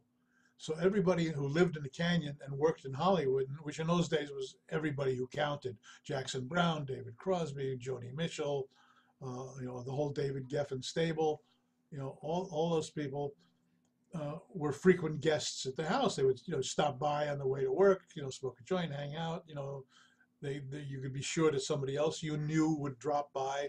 So it was, a great big, kind of extended family.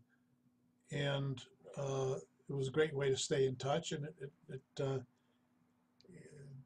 it kept everybody on their toes, and we all there was a sense of community in those days. It's missing now, but in those days there was community.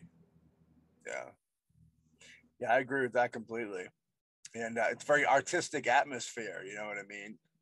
Well, it's nourishing. I mean, there's a lot of people around you doing the same thing, and because there was a sense of community, you would pass along opportunities. It's kind of unheard of these days for actors to share casting notes with other actors because the parts are too hard to get. Yeah. In those days, if I'd be auditioning for something, I usually found myself at auditions with the same actors, the same physical body type. With me, it was Oliver Clark and Michael, what was his name? Michael Lerner. We always showed up at the same. So, in those days, if you were up for something and you were in casual conversation with one of your peers, you would say, have you been up for this part? Have you been up for MASH yet?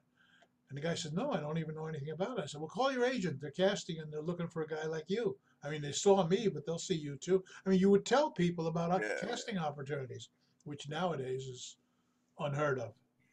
It's my counterpart over here is an actor, and it's a wild world because even if you're not the body type or anything, it's like they don't want you to get the joy of getting the role. Is like it's not just the role, it's like the joy of getting something that they don't want to like dish out and share. You know what I mean? Yeah, I mean, the thing that we have to remember as actors and artists is they can't do it without us. It's true. They got to have us, and they keep us controlled by making it appear difficult and making it arbitrary, and by making stupid decisions. And then we just have to persevere and to try to overcome those odds. So we do. Carl Gottlieb, man, super fucking cool. I also got to give Carl big kudos because I was in the writing of the new film that we're doing right now. I reached out to him with a few questions, and it was cool, man. That's what I love about the cast, the doors it opens up in situations like that where I can just go shoot him an email, and chat him up about some questions, about some writing, and it's cool, man. It's cool. Like I said, dude, you tell a young Matt Fisher that he'd be able to have we're not hanging out at each other's birthday parties or anything, but like be able to kind of reach out and them not fucking be aggravated by you and have kind of like a friendly rapport. And I'd say, by golly, Matt Fisher done made it or something. What's going on? Ha. So with that being said, we should pop into our next glory. Alex, what do you know about the contestant of our best of? Next in line is a true sweetheart, beautiful person. I fell in love. Yeah. Yes. Carolyn Grimes. Now, a lot of people might not know or recognize the name, but you guys will recognize the movie she's most known for, which is It's a Wonderful Life. Every time a bell rings, an angel gets its wings. That's right. That is Carolyn's most famous line and most quoted line, I think, from that film to date. Yeah.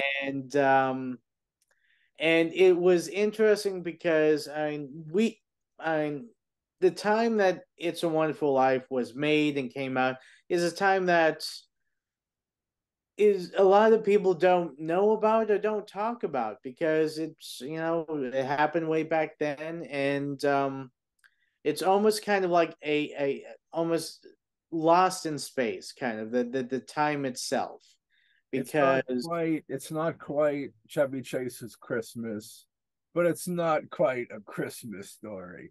It's like it's somewhere over with Miracle. What is it, 64th Street or whatever? 34th Street. Miracle on 30. Well, this is the futuristic. This is the sequel. But it's like a different time, but it's still beautiful, man. You go and watch these, and I love watching the old timey holiday movies because it's family, man. It's all about family and the upbeat vibe of the holidays. You can't really go wrong, True, but It's a Wonderful Life has something a lot more. I know it's sad, has that sad opening.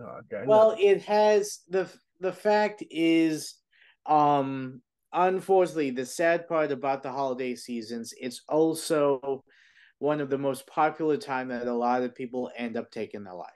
Yes. And it's because, the holiday season is supposed to be bringing families together, love and hope, and a lot of people feel hopeless and they feel lost. And unfortunately, a lot of people think the only way to get rid of the pain is to end it all. And It's a Wonderful Life deals with the question, what would happen if you didn't exist? And it shows through Jimmy Stewart's performances, Carolyn Grimes' performances, everyone in that film, how important life is and how important the idea of the season. It's not about just getting gifts or that kind of stuff. It's the camaraderie between men and families and bringing people together. Yeah. And Carolyn Grimes gave us a insight into not only that film itself, but also insight to Hollywood at that time, and kind of showed us what it was like. I mean, the 40s was a long time ago, and a lot of those people have, of course, passed on or so forth and so on. But there's still a lot of people from that time that have worked in Hollywood and can tell some of these great stories of what has been coined the golden age of Hollywood, which unfortunately, I mean, we look at Hollywood now, I think the golden age is far away from where it is now. I mean, we could hope. What age we're in now, you think?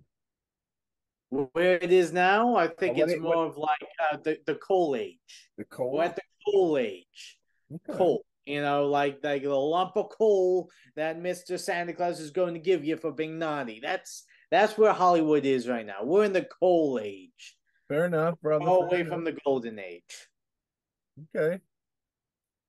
All right, now I hear you, man. I'm hearing you. Yeah. But yeah, it was great talking to her. And as Matt says, she is a sweetheart, and it was an honor to have her on the show. I couldn't help but fall in love with her. She was so sweet and just like the nicest of all time. And some people would say, what a weird fit for the BoomBastiCAST. You know what I mean? You're not talking about horror movies, a Christmas movie, a family Christmas movie. You know what I mean? And yeah, you got that right. You got that right. Yeah. So, hell yeah. Greatness. So, with that being said, check out why we fell in love with Carolyn Grimes right now. We always like to start, you know, where it all started. So, like, I know that you got into it really young, like 5 or 6, I think, right? 4. 4, yeah. Mm-hmm. So, how'd you kind of get introduced to the entertainment world? Well, I lived in Hollywood, and we're talking about the 40s, you know, way back. And really, that was the entire industry in Hollywood. Everybody worked for the movie industry. So everybody was involved in some way or another. And I was an only child, and my mom was a stage mom. And so she gave me every lesson possible: piano, violin, singing, dancing, all kinds of lessons, even accents and so forth. And so she took me to see an agent, and her name was Lola Moore. And she had quite a stable. It was all children, and it was all in Hollywood. And she was probably the main agent out there. So they'd come to her and they'd say, we want a blonde girl for this blah, blah, with freckles on her face or something, you know. And so she'd go through her stable and find somebody. Then she'd send them on an interview, and they'd go. It wasn't like auditions in those days. It was an interview. You walked into an office and you were one-on-one with the casting director. And that's how you got a part, was like that. So when I went to audition or to interview for It's a Wonderful Life, I walked into that room and Frank Capra was in there. Nice. He handpicked everybody in that whole film, even the extras, he handpicked. So he was in there to interview, and that's how I got that part. But that's kind of how it worked. And everybody, you know, all the kids were kind of in the industry one way or the other. So it wasn't a big deal. Yeah. You know, what do you remember having a first impression of Frank Capra? I mean, he's an iconic filmmaker, you know. No, I don't really remember too much about him. He liked to get down on his knees and look at you eye level as a child to get what he wanted to get out of you. Yeah. And he did that. But he was just a nice guy, and I remember he asked me what I'd act like if my dog had just died and I lost my dog, and how would I look and how would I talk, how would I perform like that? You know, of course, I went into the spin and so I got the part. That, yeah, you know, the sign of a great director is that communication thing. You know what I mean? You can yeah, communicate with any age. You know what I mean, and be able to get the vibe out to them of what you want to do. You know what I mean? Very well. That was another reason he shot a tremendous amount of film footage, because we did it over and over and over again each scene. And then of course he edited it, and he got what he wanted that way. Yeah, I think the more hands-on you are as a director or filmmaker, I think that's the more your vision it is. You know, the editing is so heavy; it's so important that you could, you know, the vision could be lost in the editing room if the director is not really in there. You know. Yeah, that's true. Now, I know you definitely fell in love with her, and I'll hit her up on the book and I'll say, you know, these people in love with you. Maybe she'll give you some time. I don't know. You know what I mean? She's good like that. She probably would. She's a sweetheart. And, you know, not only do we talk about, of course, It's a Wonderful Life, but we talk about, there was other films in there. She had to work with some, you know, Frank Capra was the director of It's a Wonderful Life, but what was the other director she worked with? She worked with a legendary director there. Oh yeah, John Ford. She also ended up working with Cary Grant in another a Christmas movie, The Bishop's Wife. Now, The Bishop's Wife was it wasn't as successful as It's a Wonderful Life. It was one that came and went, but she was involved with that, and we talked about that. She also was in the movie working with Fred Astaire also. Yeah, some of these great iconic actors that are, of course, no longer with us, but are still with us on the TV sets, in our minds, and in our hearts. And I know that in this next interview, Peter Jason, ladies and gentlemen, the man who's been working with John Carpenter so much, and my brain blew apart and got blinded out by Peter at one point telling me that John Carpenter was a fan of mine, which, I mean, my goodness. If you don't believe me, check the interview, unless the great editor Alex the Hawk cut it out to fucking break my balls. Hey, I didn't cut. It's in the original interview, but unfortunately, the clip that I used for this did not have that one. Not in there, yeah. I see how you play it. I'm sorry. I see how you play it. All right. Hey, I have to make sure you don't get a swell head, buddy. I know. Well, but yeah, I mean, it was great talking to Peter. I mean, he had been, John Carpenter, Walter Hill. He had worked with a lot of great directors and actors, and he was a lot of fun to talk to. Big favorite guy, like Hawk. Yeah, I mean, this clip we talked, of course, John Carpenter, some of the films he was in, and also one of the films that John Carpenter did that a lot of people don't talk about, which I think is a shame, which is Ghosts of Mars. I mean, I enjoyed the film. A lot of people, I think when it came out, people were saying, oh, this is John Carpenter, on his downward spiral, not being so good. And I'm like, yeah, it's good. It is a good film. Yeah. I enjoyed it. I don't know why it got the hate that it did. But Peter Jason talks about his experience on that and working with a younger Statham. Yeah, Jason Statham, before he became a huge star that he is now. Before the Fast and the Furious, movies and that kind of stuff. Well, I wouldn't say huge. I mean, he's a big star, but he's not a huge, not a big guy. Small guy. That's true. Small guy, big star. That's what they say. But Peter Jason it's so cool to talk with these folks, you know what I mean? And just like the careers, man, you look at the entertainment you've gotten, from things they've done, and you really have to take a step back and go, yeah, dude, this is some good stuff. I always enjoy it, at least. And with that being said, I guess it's time for you all to check into one of our next best ofs. Maybe it's getting late. Maybe I'm getting tired. But ladies and gentlemen, without further ado, the great Peter Jason.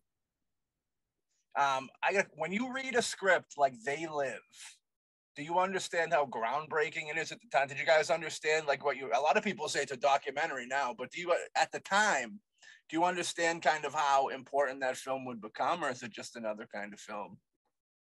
I had no idea what it was. Yeah. In fact, my wife and I went to the premiere. Mm-hmm. We're sitting next to each other. The movie ends, and we looked at each other like, yeah. And they're screaming and yelling. The audience is screaming and yelling, and we're going, I must be too old. I don't get it. And I totally didn't. I didn't for years, until people told me what it was about. Yeah. It really is I love Carpenter's whole filmography, but that one really, there's a couple of them that really stand out, and They Live is such a wild movie, you know what I mean? It was fun to make. I know that. It was really fun to make. It looked like a lot of fun, my three favorites of John's that I worked on were, I liked working on all of them, but I love Village of the Damned. Village of the Damned was the most fun I think I had working on one of John's movies. It was just, we all went off someplace, for a summer, and a beautiful place. And it was just like a little dream vacation. Everybody was, a family was created. It was just such a beautiful group of people. That one, and the same with Ghosts of Mars. We went off to another remote place, which was the Zia Pueblo in New Mexico. And they painted that entire, was a gypsum mine on an Indian reservation in New Mexico. It's a white, gypsum is white. And they painted the entire ground red because it was Mars, you know? And so every day it would rain. And Sandy Carpenter and I had these two little pagers, you know, those little pagers you hook on your belt. Yeah. She and I each had one because I went down and made a deal with the head of the news in Albuquerque that the only Doppler in all of New Mexico was at this newscast, which is part of the school there or something. And so we never knew when the monsoon would come in. Every evening between 4 and 7, this monsoon had hit for like a half an hour. Just come down and blast, right? So I made a deal with the newscaster there. Said, we'll put you in the movie if you let us know 15 minutes in advance where this monsoon is going to hit us, right? And so Sandy had a beeper and I had a beeper, and it would go off. Oh my God. And we'd go cut and throw everybody under the tent. We'd have our dinner at that time. The monsoon's pouring down. And as soon as the monsoon was over, everyone was finishing dinner. We put our things away and go back to work. And the two girls and the guy with the tanks on their back and the spray, like you're spraying for bugs, you know, one of those big long spray things. They would go back to the set and spray the whole ground red again. You know, I'm just a vision of them painting the ground red every day after dinner. It was such a great movie, to be honest. I mean, I learned so much on that movie. It was so much fun. Yeah, those are great films. You know. I shot 36 hours of footage because my character comes on at the beginning of the movie. Yeah. I'm the engineer with Bobby Carradine, and then at the end of the movie, we take them away, right? Yeah, in the van thing. And we bring the heroes in, dump them off, and then we're not in the movie again until the end when we take them away.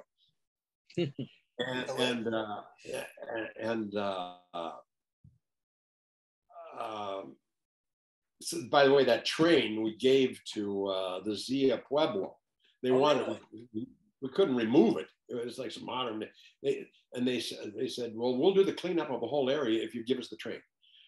So John gave them the train, and they have it out in front of the Zia Pueblo, like they're selling cigarettes from it. You know, it's a tourist attraction.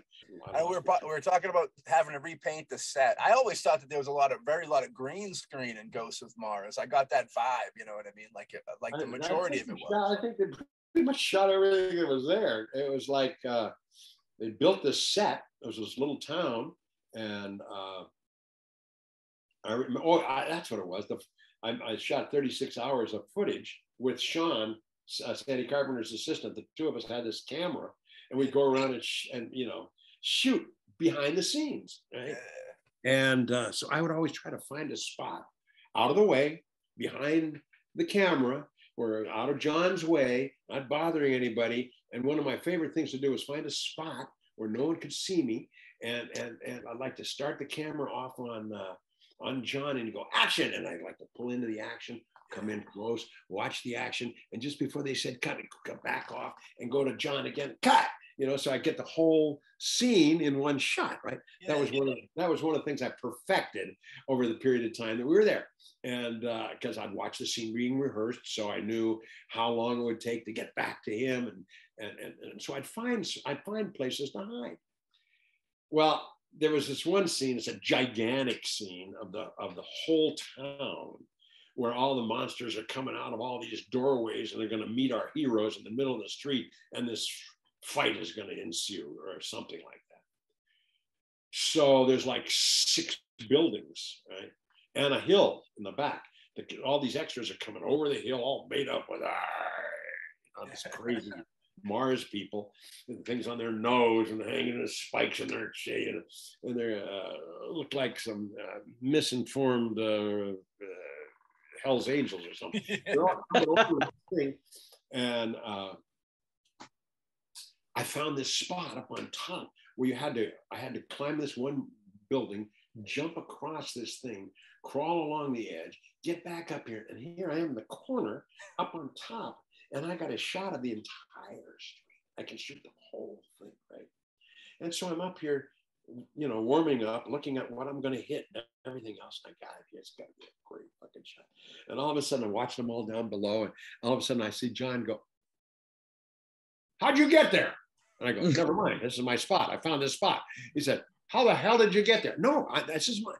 "How did you get there?" And I said, "All right, you got to go over there. You got to climb on the back of it. Then you got to jump across. Then you got to crawl along the edge. Then you got to come up on top of that." "Just a minute."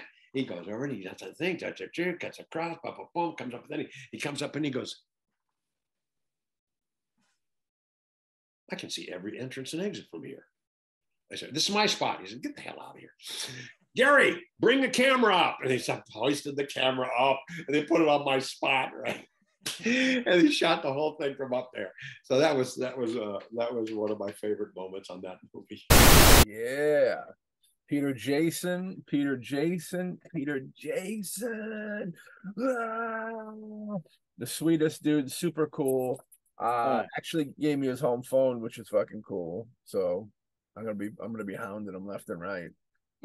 I'll let him sleep, so that I'm all types of god awful things. But yeah, definitely cool having Peter Jason on the show. And he's been, you know, a part of so many cool. Deadwood too, great show, man. Deadwood's a lot of fun, and you know, full of life. You know, he just seems like someone that's a lot of fun to kind of hang with. And we had him for like an hour and a half or so. We're out of, you know, and we had a lot of fun with him. And really good dude. You know what I mean? Very appreciative of everybody's time and love it. You know what I mean? For sure. Now, next up, somebody who can almost say maybe Peter Jason's son. You know what I mean? Maybe not. Who knows? We brought up this gentleman earlier in the episode when we were talking about the great Ralph's son. You know, this gentleman works with Ralph. He actually interviewed Violent J of the Insane Clown Posse with Ralph. You know what I mean? That is the great, just had a birthday, nonetheless, maybe a week ago or so. The great international superstar, Zach Amico. You know what I mean? What I mean, Zach's done it all, dude. Like the name of the episode was, I believe, The Host Who Does the Most. Yeah. And it was perfectly fitting for Zach because he does wrestling, movies, podcasting, comedy. You know what I mean? He's probably gonna start rapping. He should become a Juggalo rapper soon and take over him. And hey, don't tempt him. He might end up taking it over. Yeah, I mean, Zach's great. I actually first met him on set of Shakespeare Shitstorm. Yeah, the last film that at least at this point that Lloyd Kaufman directed. Zach was great. He had a great character in that. He also helped out with assistant directing. Very talented and great time talking to him and you know, about all of his experiences in trauma, working with Lloyd, and also, you know, talking about things that's on the fringe. You know, the G.G. Allens of the world, so to speak. oh yeah, You know? hell yeah, Yeah. you know. And G.G. Allen, I believe, is what we get the clip. We're gonna talk a little bit with him about A little bit GG at the very beginning, but it goes into a interesting story where Zach talks about how he actually ended up being tied to Lloyd before he got to work with Lloyd, and it was a nice little story of how it gives the impression that sometimes there is a meaning or a planned chaos of the world where you end up where you're supposed to. Yeah. And I thought it was a nice little clip, and I won't say too much because I want you to watch the clip. And that's how he ended up in the clip of the best of 2022 BoomBastiCAST. Zach, take it away. I'm losing my mind. Do you think that Gigi was given a hot dose to die, or do you think he was regularly overdosed? I think it was probably the third or fourth time. Yeah. And I think I think it was just one of those deals where if somebody had found him a few hours earlier, but everybody was so fucked up that nobody checked on him. Yeah. He truly is like the epitome of rock and roll. He kind of has that ICP thing to a degree. What I mean by it is like, there's people that'll fucking just hate him, never met him before, don't know his stuff, hate him because of the imagery, you know what I mean? Yeah, dude, he really was. And I always contemplated the idea of possibly him being given a hot dose, because it was right around the time he did an interview on some like TV show. I don't think it was Geraldo, but it was like some show. It was him and like the Club Kids or something. It was the Jane Whitney show. Yeah. And he's like, they're like, you know, that's back in the day when they would yell back and forth with the, you know, with the audience and stuff. And I want to talk to Lloyd someday about it, because I remember Lloyd went on the Martin Downey Jr. show and they fucking were like terrible. They like booed him off the stage. They were like horrible. Here, you want to hear a wild story? I only found this story out recently. So when I was a kid, so my dad's a welder, and he used to take me to the Channel 9 studios to be a kid in the audience of this kid show called Steam Pipe Alley that was hosted by the comic Mario Cantone. And my dad he worked there because he worked for the Howard Stern show. And he would go do jobs for Stern. He flew Fartman. He built stuff when they did Homeless Hollywood Squares. And he was talking to the guy that, you know, whatever, 30 years ago, 40 years ago, hooked him up with that gig when I was a very little kid. Yeah. And he goes, what? And he goes, I remember Stern. He goes, how did we start working together? And the guy goes, well, I actually brought you in because there's one show you had to fix all the chairs because there was a riot because they had this filmmaker on the Morton Downey Jr. show, and there was a riot in the studio and they attacked him. And my dad goes, was it Lloyd Kaufman? And he goes, yeah, how'd you know that? He goes, my son's been working for him for over a decade. Wow. Isn't that wild? What a connection. Wild. What a random ass connection. That's fucking crazy, dude. And that episode, you can see it on YouTube, and it's like, yeah, you feel bad for Lloyd, dude. I don't know if Michael. No, he got set up bad. Huh? He got set up really bad, dude. And that Morton Downey Jr. dude, which he's in one of the best Tales from the Crypt episodes of all time. But outside of that, dude, he treated Lloyd like a dickhead for sure. And yeah, dude, that dude was like a fucking animal. Like I could only imagine behind the scenes what that dude was like, because he probably fucking killed people in his office. Like that's how hardcore that dude seemed. Yeah, he was a monstrosity. He fucking was craziness. I know you brought up Tales from the Crypt earlier. You know the episode I'm talking about with that? Yeah, in the haunted, when he's doing the live broadcast. Yeah, I love that episode. Great episode. You know, Zach is a funny dude, man. Very funny, super talented. The Spook Show, as I knocked the computer over, Midnight Spook Show. Very Dead Kids of Derry like, you know what I mean? Very cool. I think they were doing it before us though, so you know, give props. I always give respect to people who do it first, and I'm pretty positive Zach was doing it before we ever did it. But it's good to see him he popped on my radar like years ago, but he just mashed up on so many different things, like the stand-up comedy and like that I like the podcasts that I get into, the trauma stuff. He's a wrestling fan, you know what I mean? He's a juggalo, but not a juggalo, you know what I mean? He's a good dude. I like Zach a lot. And you know, for a dude, you know, it's Zach, you know, he's got the raunchy comedy. I will say this about the raunchy comedy deal is like, it's kind of like the same situation like with musicians where you know, through film, I remember about, you know, years ago, I worked with Necro, who's like this underground rapper who's known to be like punch you in the face, and you know, like Buddha from Blood for Blood, which was like a legendary hardcore band. And it's like they're very, when you talk to them, they're very like soft spoken because like they get all their aggression out in their music. So like they're kind of, you know, not as you'd think. I remember when I first started getting into it with folks like that, I always thought, oh man, I feel like this guy's probably going to be fucking difficult. But no, they were fucking super cool and easy to work with because like there's no tension. They get it all out in the microphone type deal. And Zach's the same way, dude. I think, you know, because you talk to Zach and he's super fucking, he's a sweet dude, you know what I mean? Good dude. And I'm glad to see him getting successes and stuff, you know what I mean? Working his way up. He's been doing some roasts that were really funny too, you know what I mean? So kudos to Zach. I think he just finished up. I think he was doing rewrites. I think, wasn't he doing rewrites when we talked to him? I think he's doing like rewrites on bigger scripts now for like almost studio. Yeah. You know, I think he said something about that. You know, Trauma, they just did the Toxic Avenger reboot with Peter Dinklage, just kind of the teaser trailer for that popped off. So it's kind of cool seeing, you know, I guess the underground make its way into the mainstream. Yeah. It's a good I saw the teaser too, and it looked interesting. I have a feeling that it's it ain't the trauma that people are used to. It's not the trauma that people are used to. No. That's I mean, the fact complaints I've is, heard.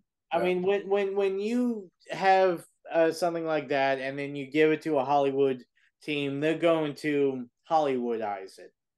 And from the clip, you can tell that has a bit of the raunchy underground feel to it. Yeah. That's what they did in the beginning, kind of giving it a almost VHS, you know, pretty, you know, You watch stuff, it? the new stuff. You didn't see it, did you? Yeah, I did. The movie or the trailer? The trailer. Okay. All right. I thought you were talking about like you seen the movie. I was gonna say, would you go to No. wherever they played that? Yeah. I mean, in the trailer, if you remember, it starts off, you have news footage and interviews and all of that, and it's very like VHS quality, grindy, you know, kind of like the old Trauma stuff. Right. And then when it goes into the big fight scene at the diner, it then is all cleaned up and is Hollywood movie, you know, style with special effects and all of that. Okay. And I'm kind of on the wall on this. I thought you would have. I thought you must have really not liked the trailer because with Peter Dinklage being toxic, dude, I thought you were all on board. I love Peter Dinklage as an actor, as a person. I think he's great, and I know that he'll give his best to the role. But it's one of those things when you are taking something that is supposed to be underground, you know, kind of on the fringe, you know, doing that, and then you take that and then you make it, you know, a big budget and all that, it kind of takes away a bit of the reason behind it. I find. I mean, I'm open to another interpretation. I think it's not going to be as good or as classic as the original. Yeah. Which I mean, usually things aren't. Right. But Macon Blair, which is a actor and director that I do respect, and does have underground roots, I am willing to give him the benefit of the doubt until I see the finished film. Because, you know, there are people with underground roots who are deeply involved with this. So I hope that. I believe Lloyd produced it, like not just a name on it, but actually like had his hand. I think I don't know. Yeah, I mean, I don't know. I mean, the impression I got is he just has his name on it. I don't think he was actually on set, but I might be wrong. I mean, I wasn't involved, but well, yeah, I mean, I figured they'd just give him an EP. I guess maybe they don't want him to have too much money or something. I don't know. We'll see how it goes. But we'll definitely BoomBastiCAST will definitely be checking it when it gets close enough for us to see with our own. And hey, if Macon Blair's out there and watching this episode, hey dude, hit us up. We'd love to talk to you. Hey dude. Yeah, dude. Let's do it. Let's do it. Make him, dude. We're fans of, you know, Green Room, you know, Blue Ruin. Oh, Blue Ruin. Incredible, dude. Incredible. So next up, we have another comedian with us.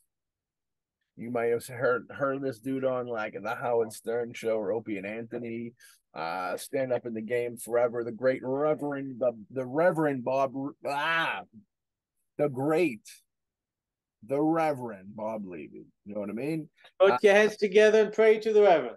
Pray. Now this one was fun because we dove into wrestling pretty deep, which I wasn't aware of until I started doing a little research. And as you know, it unfolded with him and learned more shite about his career as a wrestler. You know what I mean? I thought that was really cool. I love wrestling ever since a kid. Maybe not so much nowadays with what's going down, but there's still some entertaining stuff out there. But the Reverend Bob Levy wrestling was definitely some good shit, some good combos. You know, we've got him right before he went to like another level after we had him, and I'm not taking credit for it, but he got on like the Misery Loves Company show with Kevin Brennan, and he was on the Shuli Network, had some shows on there, I think. And dude, Levy does like fucking 20 shows a day now. He's getting I hope he don't get worn thin, Doogie, because he's a funny dude, man. But he's jumping around everywhere doing shows, which is good, I guess. It's about easier than I guess stand up, you know, as opposed to going to the club and doing it or whatever. But Bobby Levy's the man, you know what I mean? Super sweetheart of a dude, you know what I mean? I gotta say that, very nice guy. And it was cool chatting with him, man. Hawk, what'd you think? I know that you weren't really not a big fan. You just weren't really kind of super hip. Well, I mean, the thing is, I mean, I never really got into Howard Stern. I mean, I know that Matt is a huge fan, and yeah. But yeah, I mean, I knew of him being on the show, but never really listened to him or Howard that much. And you know, it was interesting. Actually, what really interested me was the fact of, as Matt said, going into the wrestling. Yeah. And as we said with Larry Hankin, we love pretty much going down the paths that aren't usually gone down to with certain people. I mean, talking to him, we ended up talking about you know, his involvement in wrestling, working with some wrestlers who also tried their hand at comedy, and also his interactions with these people outside the ring, which gave a whole new outlook to me. Again, wrestling is always a big thing with Matt, but for me, I enjoyed it, but I wasn't really into it. I didn't really watch it when I was growing up, and I have a respect for it now because of being friends with Matt and watching a few matches and that kind of stuff, and watching things behind the scenes of wrestling. But Reverend Bob Levy gave us a whole new insight, which made me appreciate it even more. Yeah, I mean, if you wanna hear about, you know, Beetlejuice shitting his pants for the 5,000th time, you can catch that anywhere you want. But we wanted to kind of go in a different direction and kind of see and venture into a part of Bob's life that he doesn't talk about too often. You know what I mean? And it was a lot of fun, dude. Like, it was very cool. Dare I say, intimate look into the life of the Reverend Bob Levy.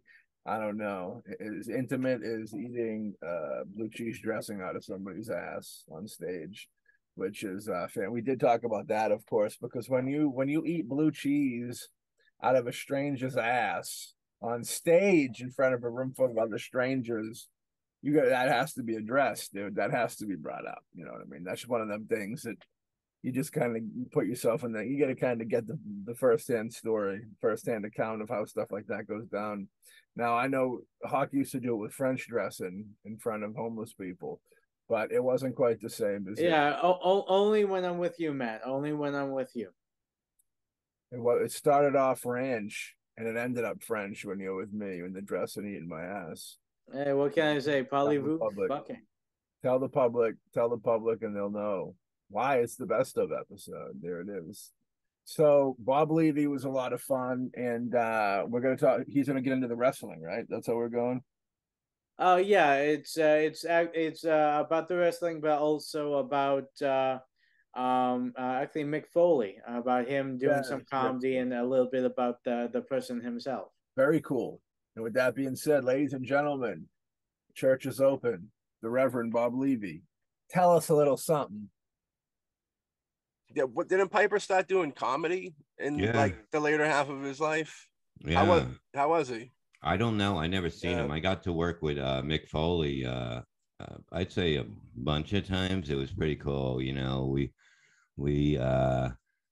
you know, like he wouldn't curse. I remember we were in New York City and I go, why don't you do the joke like this? And I say it, he goes, that's a good joke, but I'm not going to use the fuck in it, you know, because he would never curse.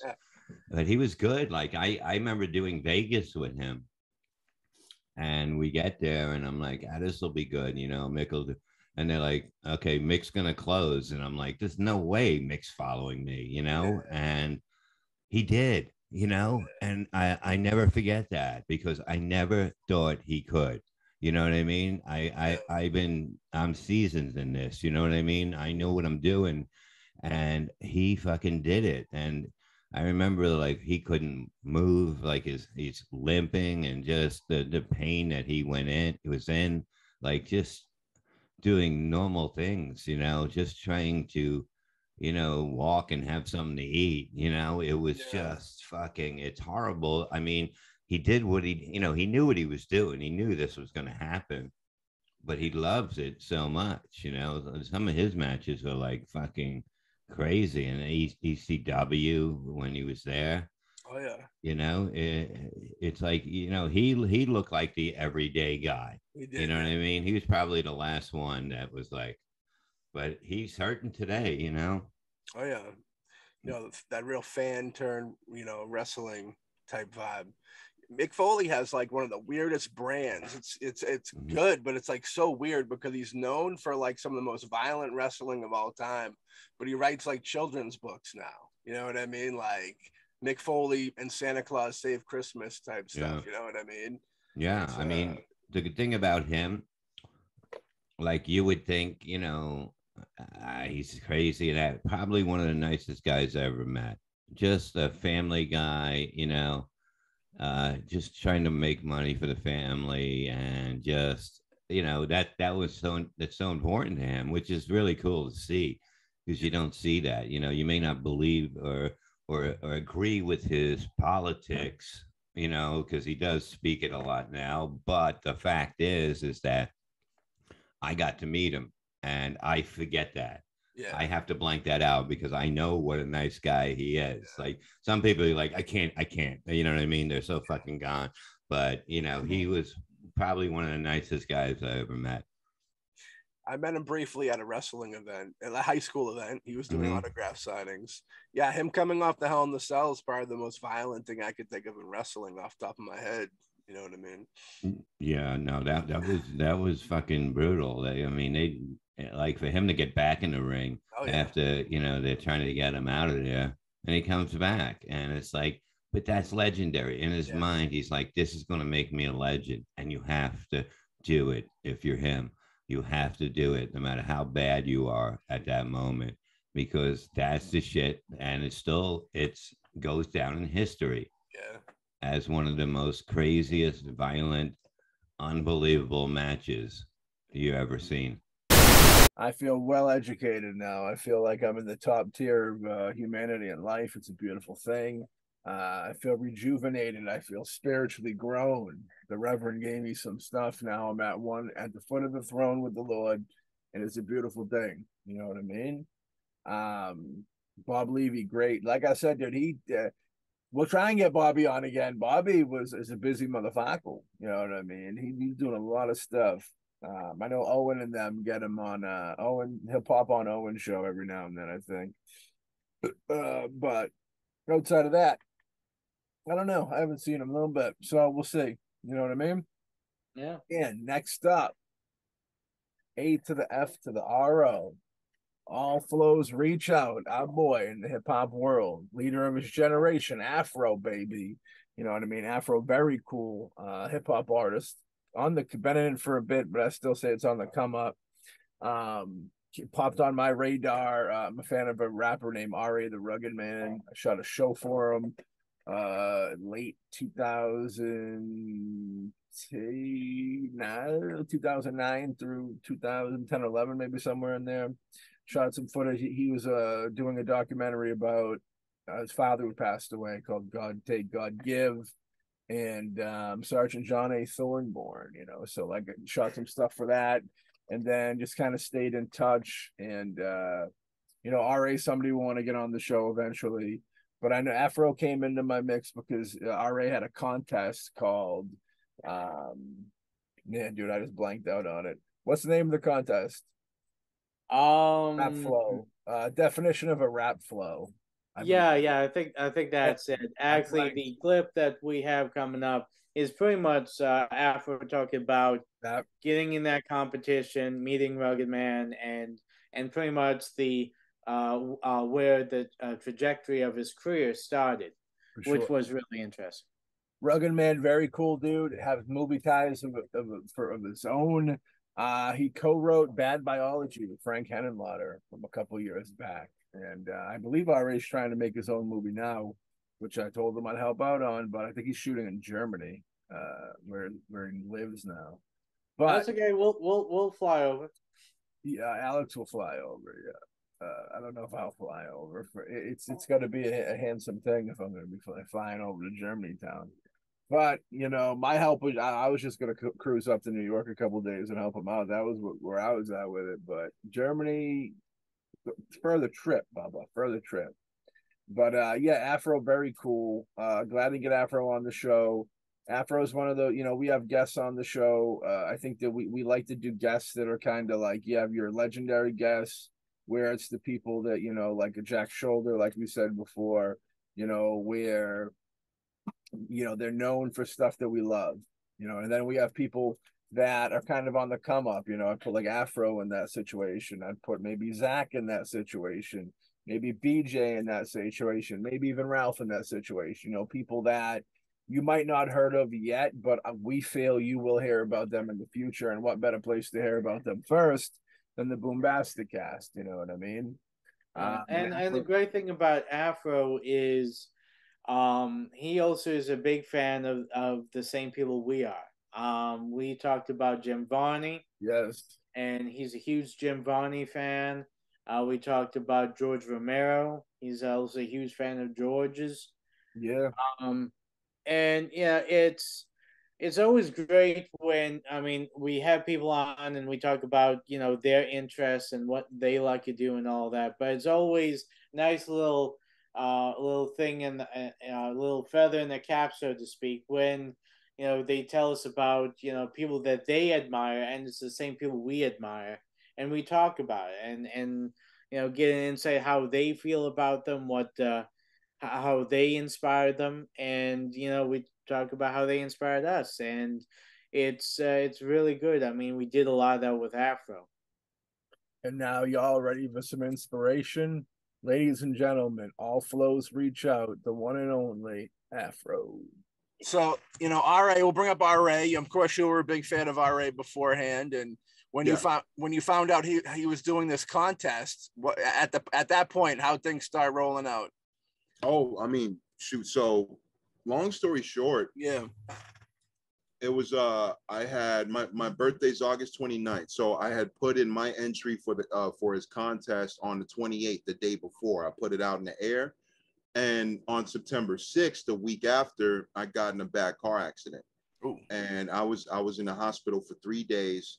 And on I believe on the third day, right before I was they were discharging me, I was getting all these comments on my Facebook at the time, and people were tagging me. They were like, yo, James or Fro, but they're both, I was going by Fro then too, but they were like, yo, Fro, R.A. just posted your song. He just posted your track. And I was like, word? I was like, because he hadn't posted anybody's track yet at that time. So I was like, oh shit, where'd he post? So they were like, and the caption said, it's going to be really hard to beat this kid, because I say 16 at the time, but I turned 17. I was like a borderline. Yeah. So I posted it. I said, yo, R, thank you. I appreciate the post. I love you. I'm a big fan. Thank you. And he's like, yo, where you at in the world? Where you staying at? I was like, at the time, I was like, I'm in Orange County, California, which isn't too far from here, but that's OC. I'm born and raised LA, but I also went to school in OC. So basically California, Southern California. So, and he's like, yo, I want to fly out there. Let's meet up. And this was before the contest was done.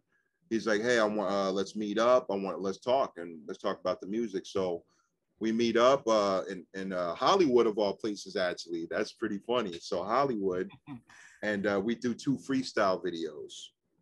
And after we do those two, he's like, hey, I'm thinking about signing you. I want to actually like, you know, help you with your music and do shows. And this was really new to me because I was a kid in the room making my own music, like off YouTube beats and Wu-Tang beats, Gangstar beats. And I was kind of doing my own thing. So when after that, when we met up and the thing started rolling, he was taking me around the world of Europe, doing shows in Germany and France and Switzerland and all these different places. And I was mind blown because I'm just a kid in the room. Like I never really traveled that much at all, really. So I was like, this is insane to me. So it was a whole new world. He took me under his wing, basically. Yeah. And I remember one of the cool, besides that changing my lifestyle, he also he was like, yo, give me a list of your favorite rappers and your favorite producers. And I was like, okay, cool, no problem. So I put them all there. Premier was at the top of my producers. Doom, Sean Price was at the top of my MCs.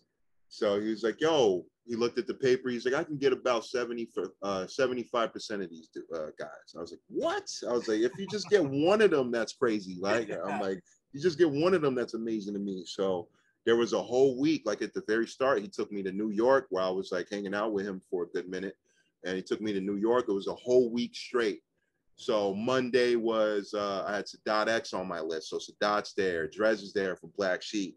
Then Tuesday is Lord Finesse. Then Wednesday is Pharaoh Monch. Then Thursday, you know, is Pete Rock. Then Friday was Premier. So all in one week, like my mind would like literally completely blown. It was like a hip hop fan's like dream, ultimate dream, right? Ultimate dream. And then later, what blew me away, he actually said a couple years ago, he was like, yo, Fro, like, honestly, it's also your talent too.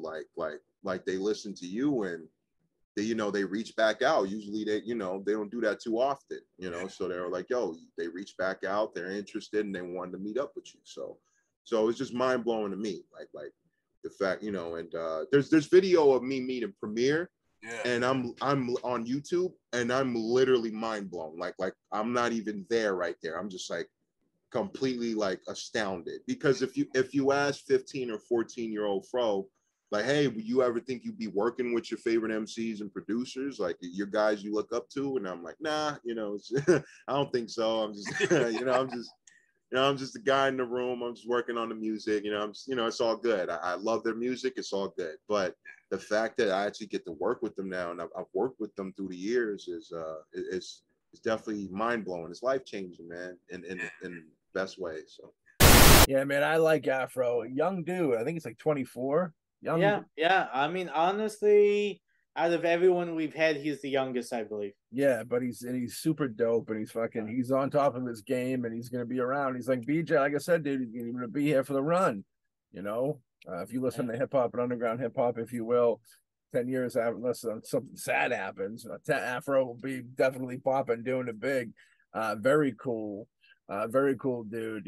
Like Alex was saying before we went into the clip, dude, there's a lot of stuff that we really like. You know, we talked about Ernest, you know, the music, of course, George Romero. I know after we already talked with A.F.R.O, he's coming back when we do our Checking the Gate George Romero episode he wants on, and we're going to have him back in it. And he's got a YouTube page too. Check out their A.F.R.O. I think it's A.F.R.O on YouTube, I believe. Yeah, I think so. Look up A.F.R.O. All Flows Reach Out. You'll find a page on YouTube. Give him a subscribe. He reviews movies and does cool stuff. I don't think he does guest yet or anything, but I know he reviews movies and drops his music on there, which is very. Yeah, I know that he also talked about directing and wanting to do other things like that. So he's another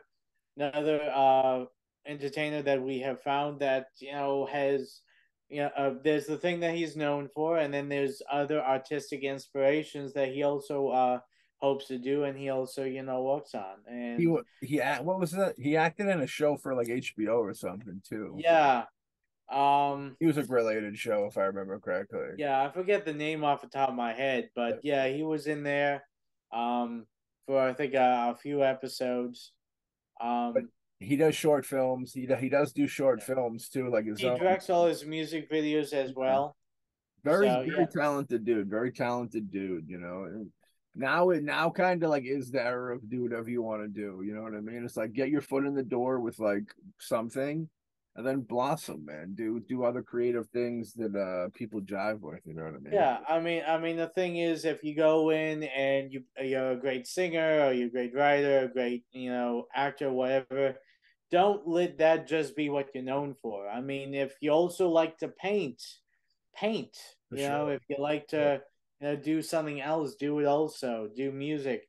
I mean, I don't think there's anyone that we've interviewed that only has one thing. It's like, I'm only an actor. That's the only thing I do. Or I'm only a singer. I'm only this.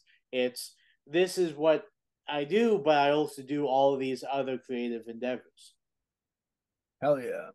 After this, I'm gonna hop on and throw my Afro Polo album on and jam out to it while I prepare for tomorrow's shoot. Okay. But yeah, man. So this was kind of our 2022 best of. Every guest is the best, and we're so appreciative that we get time to sit down with them, and a lot of them say they have fun, and we're glad that we can bring them that, because the time they give us and the stories and all that is like you can't even put a price on it, man. It's just greatness. It's the history of the thing we love, you know what I mean? And it's just cool to be able to be wrapped up in it. I did want to say we didn't do this with the first best of, but I think we'll do it going forward. We'll our most watched. We'll have to say the most watched guest, not to upset anybody because we don't want to upset anybody. We don't want anybody upset out there. We'll cool you down, cool you down. But the Carolyn Grimes, ding ding ding, the most watched episode of 2022. You know what I mean? And that doesn't mean she's any better than anybody else. Don't anybody get upset because the only people on the bottom of the list are me and Hawk. We jump right there for y'all to let y'all stand taller because you're so great and we love you and we're so appreciative of just having you on there.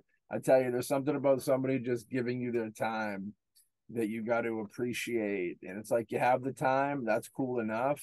But to add these cool stories that you're not going to hear anywhere else and all the just good stuff that comes with it, man. Like that's the beauty of it, And it's a beautiful thing, I know me and Alex love doing the show. What are we 5 years in? 3 years of interviews and two extra years of just solo stuff, and Yeah, I think I mean right now it's technically fifth year. Right. So far. Yeah.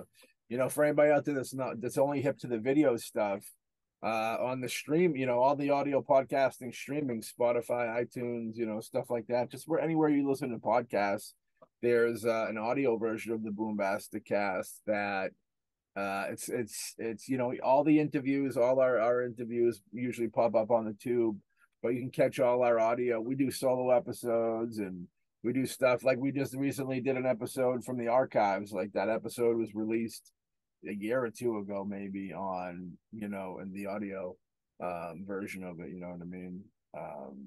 And then of course the Patreon, of course, we appreciate everybody who supports the Patreon now. You know what I mean? It's cool people putting up their money to say we actually like you guys, and it's a beautiful thing. Much appreciated. Up there you see uncut episode. You see like early advanced BoomBastiCAST, all type of fun stuff. The archives. There's a lot of the solo episodes people can't get anymore on the tube, and there's a lot of exclusive stuff up there. So check out the Patreon page at BoomBastic Streaming on Patreon.com. If you're looking to dive in a little deeper, you also got the audio show on Spotify and pretty much everywhere else you hear it. That's all for free, you know what I mean? So check it out, find some more stuff, and then probably your hub of BoomBastiCAST and BoomBastic in general is kind of the YouTube page of BoomBastic Media, and always find new episodes there, monthly releases, you know what I mean? Heck yeah. Me and Alex are away doing a new film. You know what I mean? We'll have more info on that pretty soon.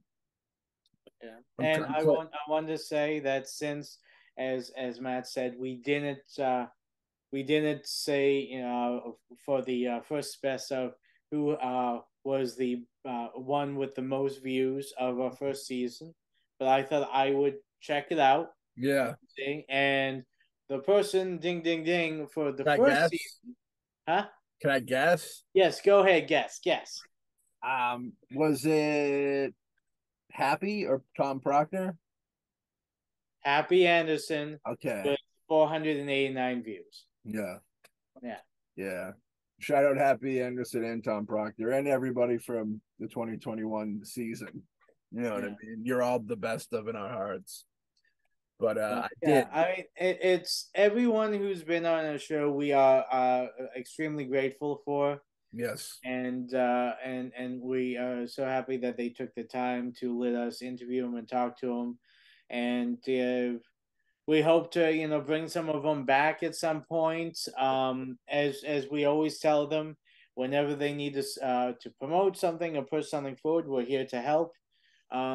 We're here to try to get people out there and get people to know about these actors. I mean, you might have seen their face but don't know their story, and that's what we try to do. I dig that. I definitely don't dig that. Know what I mean? Definitely. Glorious. Glory. So yeah, until we see y'all again on the next episode of the BoomBastiCAST, and either furthermore on the next best of, where right now we're grouping up and releasing episodes that'll be conducted for the 2023. I'm losing my mind. It must be late. But 2023 best of, those episodes are being conjured up and released as we speak.